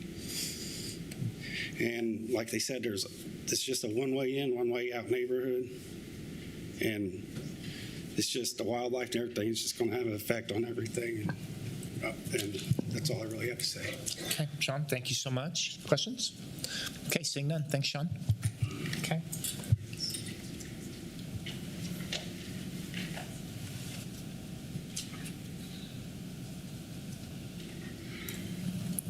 Good morning. Good morning. I'm Susan Erskine, 6303 Beaver Court. My husband's owned land out there since '79. I want to make a point about the river flooding everything. Okay, the river will flood the housing section, no doubt. But I have driven on 111th all the way over to Hydraulic, and it's nothing but water. Now, that didn't come from the river. It came from the cropland. Come over 111th. A lot of the roads are lower than the pastures, and then so where's the water going to go? It's going to go to the road. I do not believe that all the water we've had on the road is from the river. They've did some work several years ago for the homeowners on Bluff and 103rd, that area where they were having rivers running through their basements. They've kind of corrected that problem because the river used to come out right there at 103rd and Oliver. And I don't believe it comes out down there. This last big flood we have, our woods backs up to the river, and I've never seen the river come out that far south, and it did this time. So it's still coming out, but the roadway is not from the river. The roadway is from all the cropland that's higher. What do you expect water to do? Going to go down. And I do want to point, we do have one way in, one way out. We have school buses that try to get down in there, and sometimes they're not. You know, if the roads are flooded, we've been flooded in our house 3 days. But we're on a sand hill, so we're okay. People bring their riding mowers over and stuff to our house if it's looking like a flood. But you're not going to get out. So that's really all I'm just worried about the roads. Understood. Thank you, Susan. A couple questions. Commissioner Howell. Thank you, Chairman. Just a quick question. When you talk about the flooding from the river, how long ago did that happen? Can you talk about I think most recent time? 2018, I believe, was the last time. Okay, so it's been a while. Okay. And I do have a picture on my phone south of that. Between 111th and Highway 53 is dirt road. I was halfway down, and the road was really flooded. I mean, it was flooded. It wasn't from the river. I believe you. What I'm getting to is the issue of infrastructure has been raised this morning. So I want to find out, because there was testimony earlier that the infrastructure was improved and has changed somewhat in the last 3 years. Would you agree that last 3 years it's been better or different? I agree. They've put more ditches in, but. And the road was raised apparently. I couldn't attest to that. Okay. All right. Thank you. But because it's all, I mean, it'll flood all the way over to hydraulic. Sure. So that's not just from the river. Okay, Susan. Roads. Thank you so much. Appreciate that. Thank you. Okay. I'm sorry. I can't. Yeah, we have the rules, so I apologize. Okay. Are we completed with public comment? We have one more.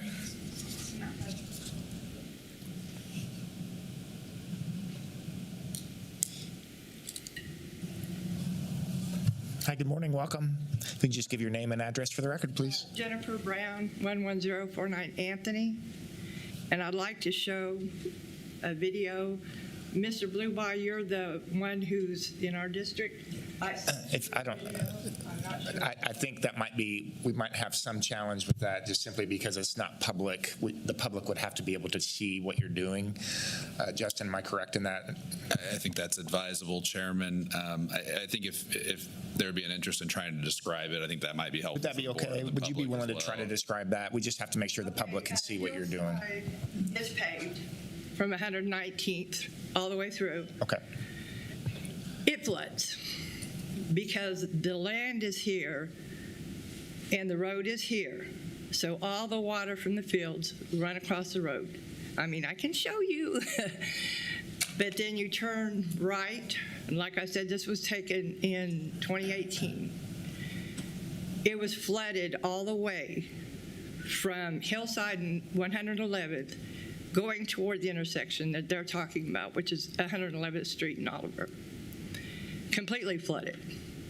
And like they said too, that's the only access road we have. So if it's flooded, you have nowhere to go.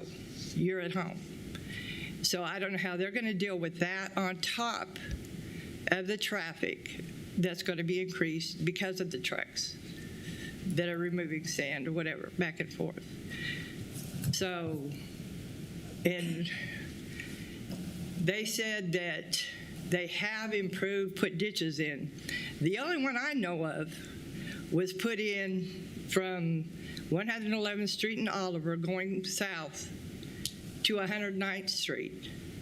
On the east side of the road, it happened November the 7th of 2025. I find it a little bit strange that they just did this right before this meeting. And then, you know, of course, it was postponed. And then today, here we are. That's it. That's the only ditch I've seen. So that's all I have to say. I think everybody else pretty well spoke. Okay, Ms. Brown. Thank you so much. Appreciate it.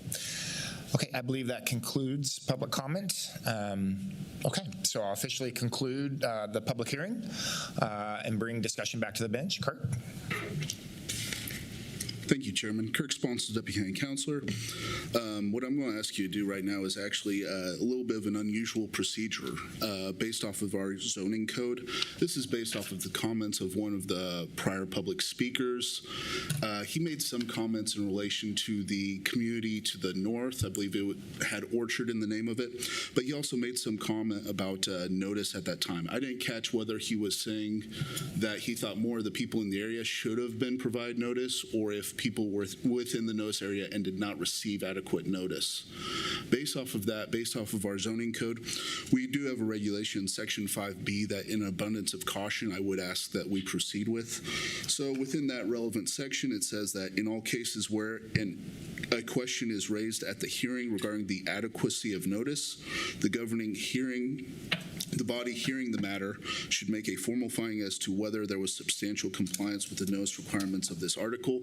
I would first point out that within your packets, within the notice area, it does show that only a corner of that northern reference development was within the notice area. I would also comment that staff have reviewed the notice sent out that was by Security First, and that they did indicate they sent out notices to 37 different property owners. And looking at that list, there are some groupings, whereas one of those individuals may have received notice for multiple different lots within the area. So I would ask that the next step be the analysis by the board and potential consideration of whether or not there was substantial compliance with the notice requirements. Okay. Kirk, I appreciate that. Could you clarify what is the county policy in regards to area of notice and the time frame in which that's done? Certainly. So the area is supposed to be, if it extends into a city, the property area only has to go within 200 feet within the city area. But for the county in general, it extends out 1,000 feet in incorporated area. So notice of a hearing, notice of an application or notice of a hearing is what's sent out. Could you clarify that? Right. So actually in this case, the notice would have actually been for the preliminary MAPC meeting, which previously occurred. In talking with staff, they don't believe this issue was raised then.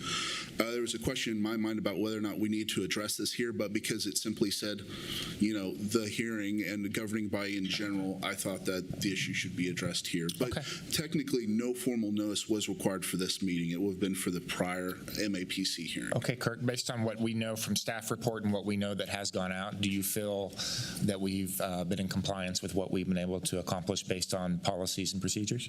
I do believe that evidence from Security First Tile does suggest that notice was sent out to those within the notice area in this case. Okay. Commissioners, any questions or comments? I feel comfortable based on that analysis and knowing what the procedure and process is that we've been able to accomplish that. Any questions or comments? Yeah, Commissioner Howell? Just wanted to clarify, since there is a snake annexation, and I think that's some places it's like as narrow as 50 feet, that would be considered city of limits of MULVANE, but that cuts through this property. What I see on the backup material is the green line and the purple line show the protest area and the notification area be 1,000 feet. That is beyond that snake annexation boundary. So I just want to clarify that the 1,000-foot radius was used, and the city limits cutting through the project area did not impact that notification area at all. Yes, Commissioner. If you look at this, and 1 second here.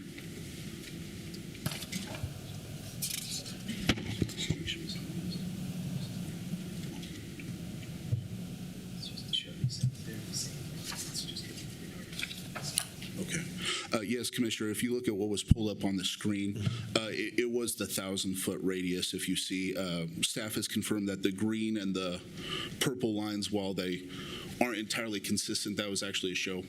Both were utilized here, and it's the same line, so it would have been the 1,000-foot radius. So I just want to state it. I want to state it for the public record that the 1,000-foot radius, as I'm seeing on this map presented to us today, does show the 1,000-foot radius around the project site, and the snake annexation did not reduce that 1,000-foot really at all. Even though that is part of the city limits, it did not reduce the 1,000-foot at all in this case. And I looked to staff, Commissioner, and they have nodded their affirmation with that statement. Okay. Well, based on that information, Kirk, I appreciate the awareness. Based on that information and the knowledge in the staff report and the 1,000 radius where notifications went out, I'm comfortable that we've been able to accomplish what we're entitled to accomplish. And then at that point, would you be willing to make a motion indicating that you have found substantial compliance with NOS has been met? Yep, I'll do that now. I'll make a motion that we have found, pertaining to item L in new business, we've found substantial notices that were sent out. Second. A motion and a second. Madam Clerk, please call the roll.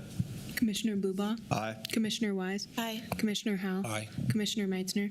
Chairman Beatty? Aye. Thank you, Commissioners. Appreciate it. Okay, we have now closed the public hearing and brought discussion back to the bench. Do we have any questions or comments for staff? Lynn, I do have one question concerning this area here is in a floodplain, correct?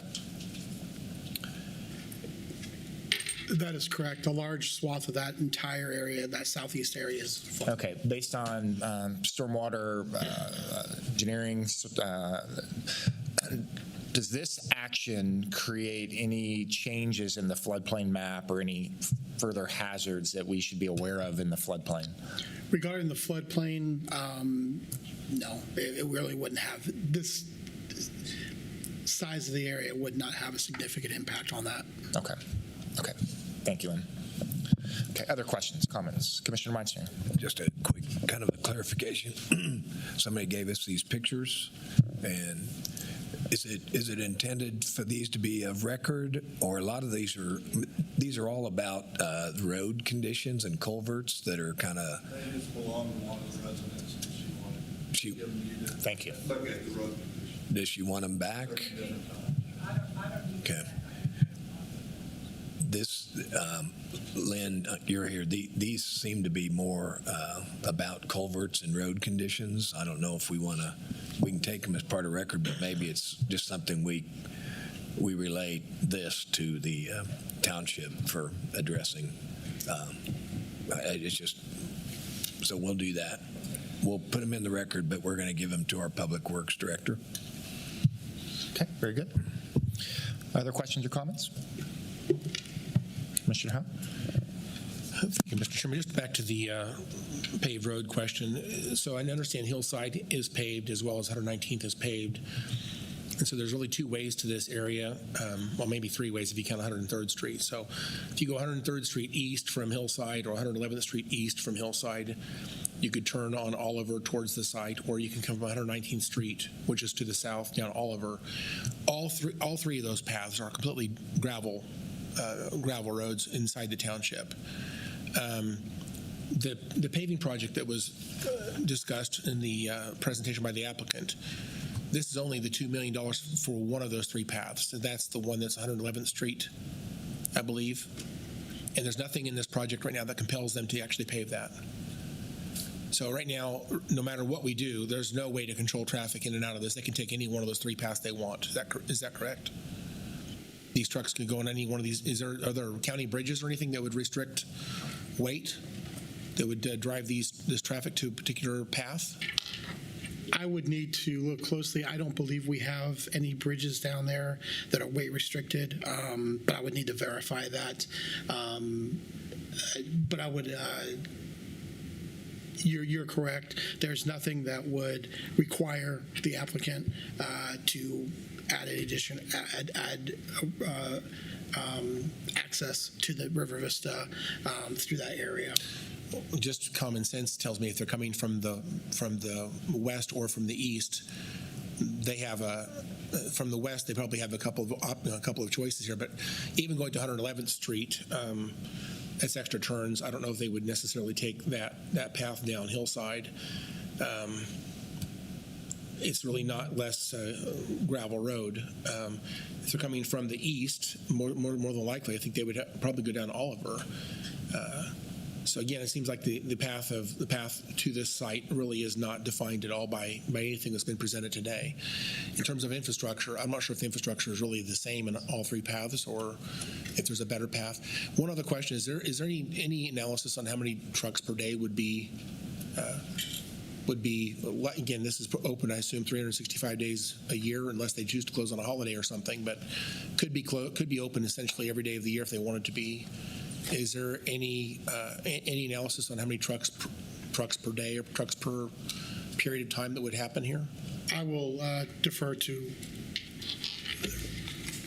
So, sir, that question did come up at the Planning Commission meeting, so I am looking through my notes for that, and there was a response that was provided by the applicant on that one, but it's going to take me just a little bit of time to find that, so I'll come back up once I find it. I guess the secondary question, are the grain trucks less weight than the grain trucks that would haul the grain on when they do harvesting? Are those trucks less weight than the sand trucks would be? I will defer to Lynn on that one if you have any insights on that. They would be similar. They're similar.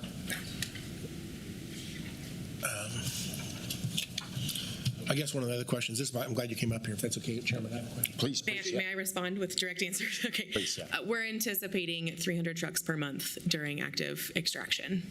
Okay. Is there times during the year you don't plan to extract, or? At this point, no. We would be open to discussion of what that needed to look like if that felt My appropriate. assumption is you would extract until you got a sufficient quantity of sand to sell. Correct. The trucks could come in anytime they want during the year, whatever, the business is open to get that sand. So really the 300 trucks could be year-round, really. They could be, yes, sir. We are limited. The PUD does have limitations addressing all the blowing sand, hours of operations, all of those things. So if it was your desire, sir, I believe you could modify that if you wanted us to limit our hours of operation to help minimize some of that. It would just extend the length of the extraction efforts. I'm glad you came up here because one of my questions is regarding some of the data you provided here about these other sites here. At these other sites, do they have paved roads to the entrances of the sand extraction sites? And do the homes use city-supplied water? Are they using well water for things like feeding livestock or whatever? So in the first example, sir, that has full city of Wichita infrastructure, water and sewer. The second example, I don't know specifically. I'm not aware if they have direct access to water. I believe they're on wells and septic systems with their acre in nature, but I have not done that research, so I will not speak definitively on that. With that in mind, the access route to the 61st and Ridge pit is unpaved, but Ridge is obviously paved there. The example that I offered for an extraction onto an unpaved roadway would be the 77th and Tyler example, sir. And there is a neighborhood at the intersection of 71st and 77th, or Tyler there, that also has access onto the unpaved road that is the haul route. You'll see, oh golly, it's 77th Court comes out onto 77th Street. So that is an example, a much smaller residential neighborhood, mind you, but they are taking their only access onto the same unpaved road that the sand extraction plant is using as their haul route. The maps I'm looking at here don't really show the whole neighborhood. So is there an entrance to the neighborhood that's to the east? That section of cul-de-sac does not have connectivity to the east, no, sir. So again, much smaller, 10 homes maybe, based on that map. Not a full neighborhood the same way this is, but a similar condition. But you don't have data for certain whether or not these homes at the 61st and Ridge or the 77th and Tyler are using well water for drinking, for example. Based on my knowledge of the City of Wichita system, I can tell you with a relative confidence that they are both on wells. Yeah, it's my district, 61st and Ridge as well, for certain, yeah. Okay. And 77th and Tyler, again, there are no municipalities close enough to provide. That's not to say they don't have rural water. That's the one that I don't have a lot of familiarity on, but I don't believe that there are rural water facilities in that space. Right. Okay, that's all my questions for now. Thank you. And Commissioner Howell, you asked the distance to the closest home. If I have the opportunity, we're looking around 800 foot from the current limit of sand extraction to the closest building. May not be a home structure because it's pretty far west. So that's the most conservative distance I can offer to you. All right, thank you. Yes, sir. Okay, very good. Thank you. All right, other questions, comments? Okay, Commissioner Bluebell? Thank you, Chairman. Thank you, everyone, for coming in and speaking today. As I look through the golden factors, I look at the first one, the zoning and use, the character of the neighborhood, factual description of the application area and surrounding property as to existing zoning, land uses, general condition, and age of structures. I heard testimony today of a lot of these houses were between 30 and 60 years old, so it's a very established area. This wasn't here prior, so I'd like to go ahead and take the recommendation to adopt the findings. I'd like to make a motion to adopt the findings of the Metropolitan Area Planning Commission and deny the zone change request, authorize the chairman to sign the resolution, and authorize the resolution to be published. Okay. Have a second? I'll second the motion. Yes. Questions or comments before I call the vote? Okay. Madam Clerk, please call the roll. Commissioner Blubow? Aye. Commissioner Wise? Aye. Commissioner Howell? Aye. Commissioner Meitzner? Chairman Beatty? Aye. Okay. Very good. Thank you. Okay. Madam Clerk, please call the next item. Item M, resolution appointing Sedgwick County Appraiser. Okay. While we wait for Sheena to make her way over here, and we'll just give it a little bit of time. We'll let everybody kind of clear out. And then we've got a nice little celebration here.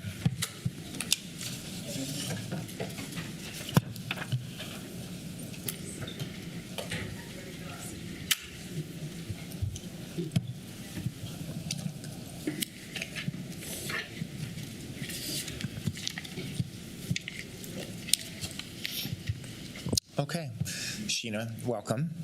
Good morning, Commissioners. I am here with Deanna Aspidon, who has been named our new county appraiser. She has been with Sedgwick County since 1998 and served in roles as a GIS technician, appraiser levels 1 and 2, residential and agriculture field manager, senior administrative officer, and most recently as a residential and ag project leader. Deanna has a Bachelor in Science degree in agriculture, an AAS designation, which is the Assessment Administration Specialist of the International Association of Assessing Officers. She is a registered mass appraiser. She also has a registered mass appraiser designation and a Kansas appraiser qualification.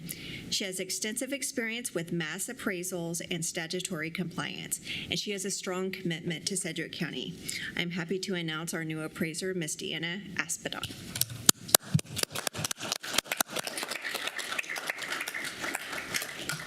Deanna, come on up. Mr. Kelly Arnold is here to swear you in. Before we get to that point, one second. So what we're going to do is hold your comments. We'll take a vote, and then we'll let Kelly swear in. And then I think we got several things that the commission would like to say here, so we'll go in that order if that's okay. So I'll make a motion to adopt the resolution appointing a Sedgwick County appraiser. Second. We have a motion. We have a second. Madam Clerk, please call the roll. Commissioner Blubow? Aye. Commissioner Wise? Aye. Commissioner Howell? Aye. Commissioner Meitzner? Chairman Beatty? Aye. And Kelly Arnold, our county clerk, is here to All right, good morning again. perform the task. Hope she says yes. Raise your right hand.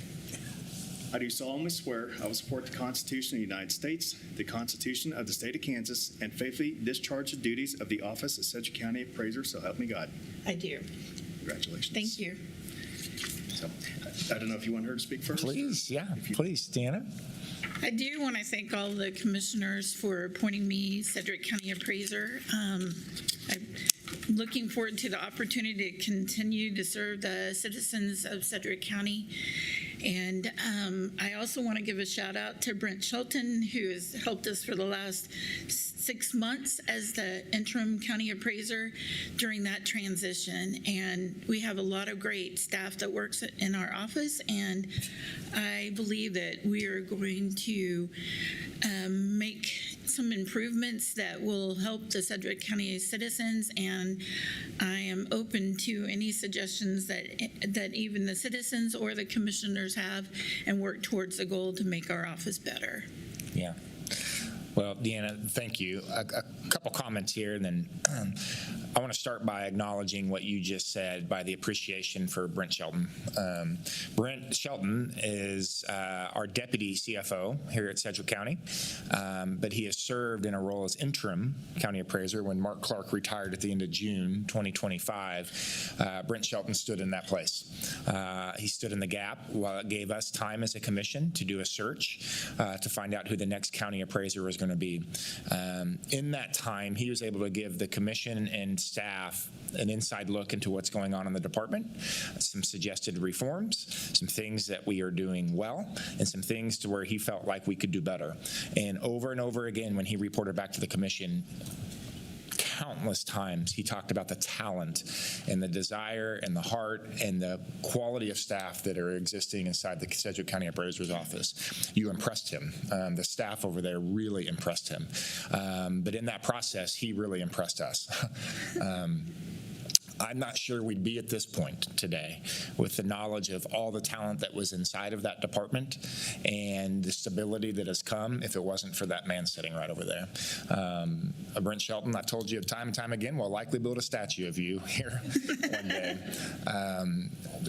The desire, yeah, it'll look a lot like Pete Meitzner maybe. You have done something that we asked you to do, and you were doing two roles at the same time, basically. So you are a legend, my friend, and you've done something as a gift to this community that a lot of people don't know, but we want the community to know that you gave us a gift. You gave us your time, your investment, and your resources, and you led us to understanding who was inside this department that could step into this role. So thank you on behalf of the commission in Sedgwick County. Thank you, sir, for what you did. Let's give him a round of applause. But I also think he's very happy to hand this over right now. I'm certain of it. Deanna, you interviewed, it was a home run. What the commission's heart was, we wanted to modernize the department. We wanted to take innovation into this department to make these processes better. We care deeply about the communication to the public. This is a very confusing process for many people, but you touch nearly every constituent in Sedgwick County and resident. You touch them. Your office touches them. It's vitally important. You don't do property taxes. You do the valuations that allow us to set budgets, and property taxes are a big part of what comes from those things. So the role that the appraiser's office and the county appraiser has is instrumental to the health and wellness of this community. And everything that we've asked for, and regarding also the service that we want and expect the Sedgwick County Appraiser's Office to have to the property owners and constituents in the entire process of the appraisal, in the appeals, you came with a plan, and you have a plan, and your plan is reflective of the hearts that work in that department and the service that you guys want to provide. So we were blown away. I was blown away by your professionalism, your knowledge, your awareness, and your desire to do this job and do it well. So it was an easy vote yay for me, and we are delighted to have a Sedgwick County appraiser with your capacity, and you're going to do great in this role, and you're going to get a lot of support from this commission. So Thank you. other comments? Commissioner Blueball. Thank you, Chairman. I mean, you took the words right out of my mouth. You came into us with a plan, and you know the feedback we've received. The public wants a more customer-friendly, open door appraiser, and I think you've got the vision for that. So I'm looking forward to you taking on the new role, and like the chairman said, we're going to be here for you, and you're going to succeed. And I think this is going to be win-win. The public's going to feel like they've got a better way to communicate, and it's going to be great all the way around. So thank you very much. Great. Commissioner Howe. Thank you, Chairman. I just wanted to, I guess, also personally say thank you to Brent. He is the Superman. There's nothing you can't do. And I just want to say that you went into an office that needed some great leadership, and you really hit a home run as well. And your leadership there was duly noted. So thank you for what you did there. I can't say how grateful I am for you going into a very difficult situation, difficult role, and you did a tremendous job. You don't have the background to be the appraiser, but you did an amazing job. And brings us back to Deanna. She does have the background, and she is incredible. I was incredibly impressed with your interview, and I know this has got to be one of the most difficult jobs in Sedgwick County. So I know that you have challenges ahead. There's going to be a lot of people who are going to try to get to know you and are going to ask you to make changes to whatever is going on there. But you are process driven. You ought to be a judge, I suppose, because you're very good at looking at data and doing the right thing. And you said some things during your interview that I thought were incredible. To hear you say that, talked about your understanding about how the appraisal system, if you will, drives, if you will, a fair distribution of the tax levy that we are required to fill to perform our budget. And I think that's a great perspective, actually. Your job is not to raise taxes. Your job is to create fairness. And I think that is, you understand that very well. And so I was impressed. And it's rare that an appraiser has a fan club, but I noticed there's a fan club out here. Yes. So you look at he's not recording now, but would you like to introduce anybody in the audience today? This is my husband, Sean Aspidon. Nice to meet you. Doing the recording. And then I do have some staff from my office, Melissa and Ro. And then Lonnie and Carrie are friends of mine that came to support me. So, great. And of course, Brent. I'm a huge fan of his, and he's here too, and I'm glad to see him here. Well, the fact that you have colleagues in the office that are here in support speaks very well. And Sean, it's great to have you here. Thank you for allowing her to do this role. She's going to be great. And I know this is going to be a hard job. So I want to say we're behind you. Thank you for stepping up. I know this is not going to be an easy job to take, but I think you're qualified and you are ready to go. So I have greatest confidence in you. I'm excited because this is maybe one of the most difficult positions to fill, and I'm really happy that you stepped up and applied for the position. Thank you. Thank you. Good. Commissioner Wise.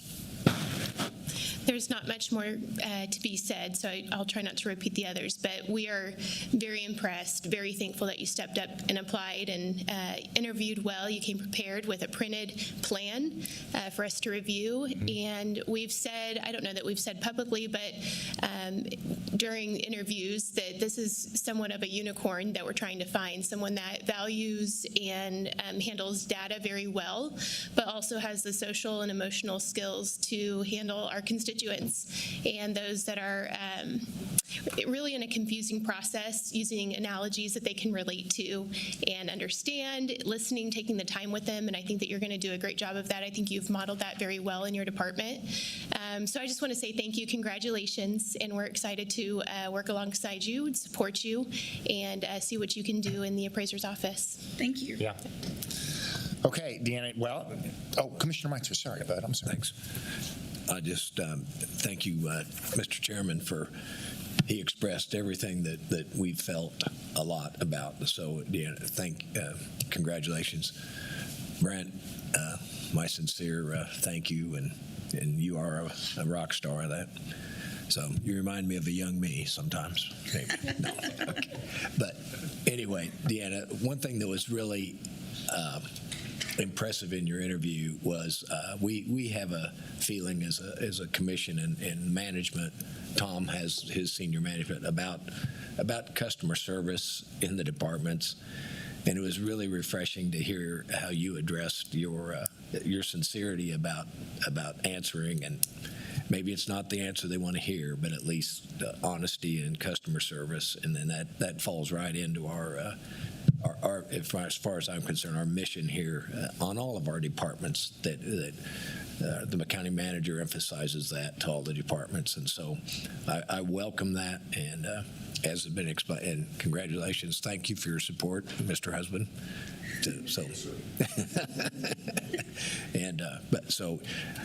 And we are, I'm looking forward to having you tell us quarterly, once you get your quarterly or next year or budget time, what you think you need as tools to take this to a new level or a different level. So congratulations and welcome. Thank you. Okay, very good. Okay, you're in. And something Commissioner Weiss said that was, I just want you to know, there was quite a bit of anxiousness and nervousness as we went through this process because we know how hard it is to find someone that's qualified not only to do the job with the history and the credentials, but also to lead an organization in an office the size of yours. And I can't tell you how relieved we are to know that you were there and you want to do this job.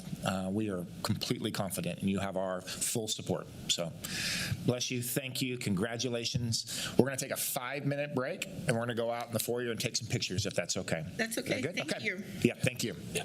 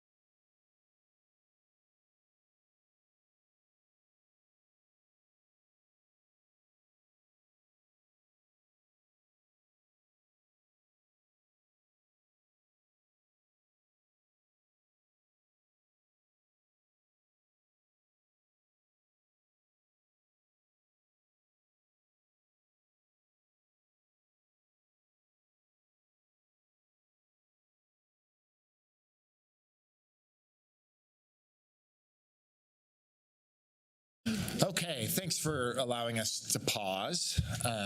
We have a new county appraiser, and that's worthy of celebration for all the work they do. One of the toughest jobs in the entire county, so welcome, Deanna. Okay, Madam Clerk, next item, please. Item N, report of the Board of Bids and Contracts regular meeting on December 18th, 2025. Here he is, Joe Thomas, welcome. Yes, good morning, Mr. Chairman and Commissioners. Joe Thomas, Purchasing Director. The regular meeting of the Board of Bids and Contracts that was held on December 18th has resulted in 3 items that we are looking forward to having your approval. Our first one is the Risk Master of the Assure Claims for Risk Management. And this recommendation is to accept the quote from Computer Sciences Corporation at the rates listed. That will start April 1st, 2026 and go through March 31st of 2029. Our second item is the HR Focal Point and HR Focal Point HR and Payroll Success Factor System for Division of Information Technology. And this recommendation is to accept the contract renewal periods for HR Focal Point, LLC, at the rates listed, good through December 31st of 2027. And these are to be automatically renewed annually unless notice of termination is provided by either party. And our final item is the Master Consulting Services for the Division of Information Technology. And this recommendation is to accept the quote from Logicalis, and that's utilizing the State of Kansas Contract 56660, good through April 30th of 2027. I'll be happy to answer any questions, try to answer any questions, and recommend approval. Okay, very good. 3 items here, Commissioners. Any questions or comments? Okay, seeing none, I'll make a motion to approve the Board of Bids and Contracts meeting on December 18th, 2025. Second. A motion and a second. Madam Clerk, please call the roll. Commissioner Blubow. Aye. Commissioner Wise. Aye. Commissioner Howell. Aye. Commissioner Meitzner. Aye. Chairman Beatty. Aye. Thank you. Thank you, Joe. Hey, why don't we do this? Why don't we pause for a second on the County Commission agenda and call to order the governing body of Fire District Number 1. Madam Clerk, meeting is officially called to order. First item, please. Roll call. Commissioner Blubow. Present. Commissioner Wise. Present. Commissioner Howell. Present. Commissioner Meitzner. Aye. Chairman Beatty. Present. Next item, please. Public agenda. There is no one signed up for public agenda for the Fire District. We'll keep moving. Next item. Consideration of minutes. Item A, regular fire meeting minutes of December 3rd, 2025. Okay, Commissioners, if you look at items A and B, all commissioners were present for both of these meetings. If there's no objection, I'll combine these two into one motion. Okay, seeing no objection, I'll make a motion to approve the regular fire meeting minutes of December 3rd and December 10th, 2025. Second. A motion and a second. Madam Clerk, please call the roll. Commissioner Blubow. Aye. Commissioner Wise. Aye. Commissioner Howell. Aye. Commissioner Meitzner. Aye. Chairman Beatty. Aye. Okay, next item, please. Item C, charitable donation from a fire district citizen to Station 37. Okay. We always love these charitable donations, especially to the fire district when they see the value, citizens see the value of the work. Chief Nelson is here today. Tell us a little bit about it. Good morning, Kevin Nelson, Deputy Chief of Administration. So just before Christmas, we received a charitable donation from a citizen. She has requested to remain anonymous. Essentially, our crews ran a couple calls, not fire calls, just medical calls, and she was just appreciative of the professionalism and compassion that they treated her husband with. So. That's great. And to acknowledge it with a charitable donation, that means a lot. So very, very good. Okay, Commissioners, any questions here? Okay, I'll make a motion to accept and acknowledge and publicly thank the charitable donation to Fire Station 37. Thank you. Second. A motion and a second. Madam Clerk, please call the roll. Commissioner Blubow. Aye. Commissioner Wise. Aye. Commissioner Howell. Aye. Commissioner Meitzner. Chairman Beatty. Aye. Chief Nelson, thank you, sir. Appreciate that very much. Okay, Madam Clerk, next item. Other. Anything under other for the fire district? Seeing none, we'll keep moving. Next item. Executive session. We have no executive session for the fire district, so we'll officially adjourn the governing body of Fire District Number 1 and return us back to Sedgwick County Commission meeting. Madam Clerk, on to the consent agenda. Next item. Consent agenda. Manager Stoltz. Morning, Chairman of Commission Tom Stoltz, County Manager's Office, recommending approval of consent items O through double letter AL this morning. Okay, Commissioners, we've been briefed on the consent agenda, looking at items O through AL. Any questions, comments? Okay, seeing none, I'll make a motion to approve consent agenda items O through AL. Second. A motion and a second. Madam Clerk, please call the roll. Commissioner Buba. Aye. Commissioner Wise. Aye. Commissioner Howell. Aye. Commissioner Meitzner. Aye. Chairman Beatty. Aye. Okay, very good. Next item, please. Committee reports. Okay, commissioners, do we have any committee reports to report out to the public? Okay, seeing none, we'll keep moving. Next item. Other. Anything under other? Quick one. Commissioner Meitzner. I just want to mention that this last week there was a tragic car accident featuring two great young citizens that participate in Joey Davidson and Josh Blick were lost their lives in a bad wreck, and they both had funeral services, and it was well attended, and it's just it's a loss for the community, and I want to extend my deep sympathies, and I'm sure the commission extends as well to the parents of Joey. He wasn't married. Joey Davidson, Jack and Linda. Linda was the first Admiral Windwagon, first female Windwagon Admiral. And so they've had a long history of participation in the community. And then I think we all know Josh very well. And Josh was in his wife, Candace, right? Thank you. Yeah. And so Candace and their kids and his grandkids. So just extend our sympathies and hope they're healing, and because it was a tragic one. So thank you for letting me share that. Yeah, very good, Commissioner Meitzner. Commissioner Blubaugh? Thank you. And thanks, Commissioner Meitzner. And I really wanted to speak a little bit about Josh Blick. You know, Josh was a neighbor, and he was a political opponent. And after the election, he was an appointee for me, and we worked for years and years together. And Josh did a lot on the South Side. He was president of the Southwest Neighborhood Association for years. I mean, almost anything on the South Side, Josh was touching it in some way or another. So really appreciate him, and sorry for his loss, and you know, sorry for the whole family of Candace, Pearson, and Abigail. You know, known them all, and I'm very sorry for their loss. Yeah. Thank you, Commissioner. Commissioner Howell? Thank you, Chairman. I did not know the Davidson family, but I did know Josh, and I would agree with the previous comments. This was a shocking event, and many of us in the political world here in Sedgwick County have crossed paths with Josh over the years. I've known him for about 15 years.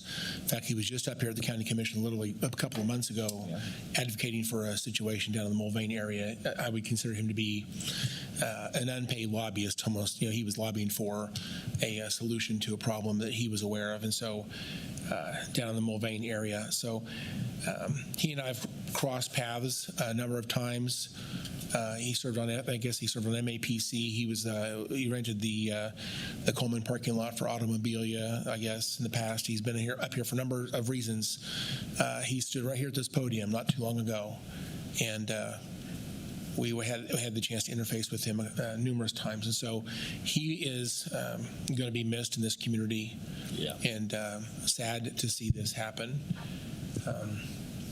I just wanted to share that. I know three of us were at the funeral. I think there may be, I'm not sure if anybody else was there, but three of us were at that funeral. And it was good to see how many lives he's changed. The place was packed. It was a great memorial service for Josh. And so I just want to say he will certainly be missed. Thank you. Yeah, very good. Appreciate that. Okay, anything else under other? Okay, seeing none. Next item, please. Executive session. We do have an executive session today. Commissioner Meitzner? Okay. I move that the Board of County Commissioners recess into executive session for 40 minutes until, let's call it 12:05 p.m. for consultation with legal counsel for the county regarding matters deemed privileged in the attorney-client relationship in order to discuss an ongoing lawsuit involving Sedgwick County, and that the Board of County Commissioners return to this room from executive session at 12:05 p.m. Okay. We have a motion. I'll second that motion. Madam Clerk, please call the roll. Commissioner Blubow. Aye. Commissioner Wise. Aye. Commissioner Howell. Aye. Commissioner Meitzner. Aye. Chairman Beatty. Aye. Okay, we will be in executive session and return at 12:05 p.m. Thank you. Are we downstairs? Yep.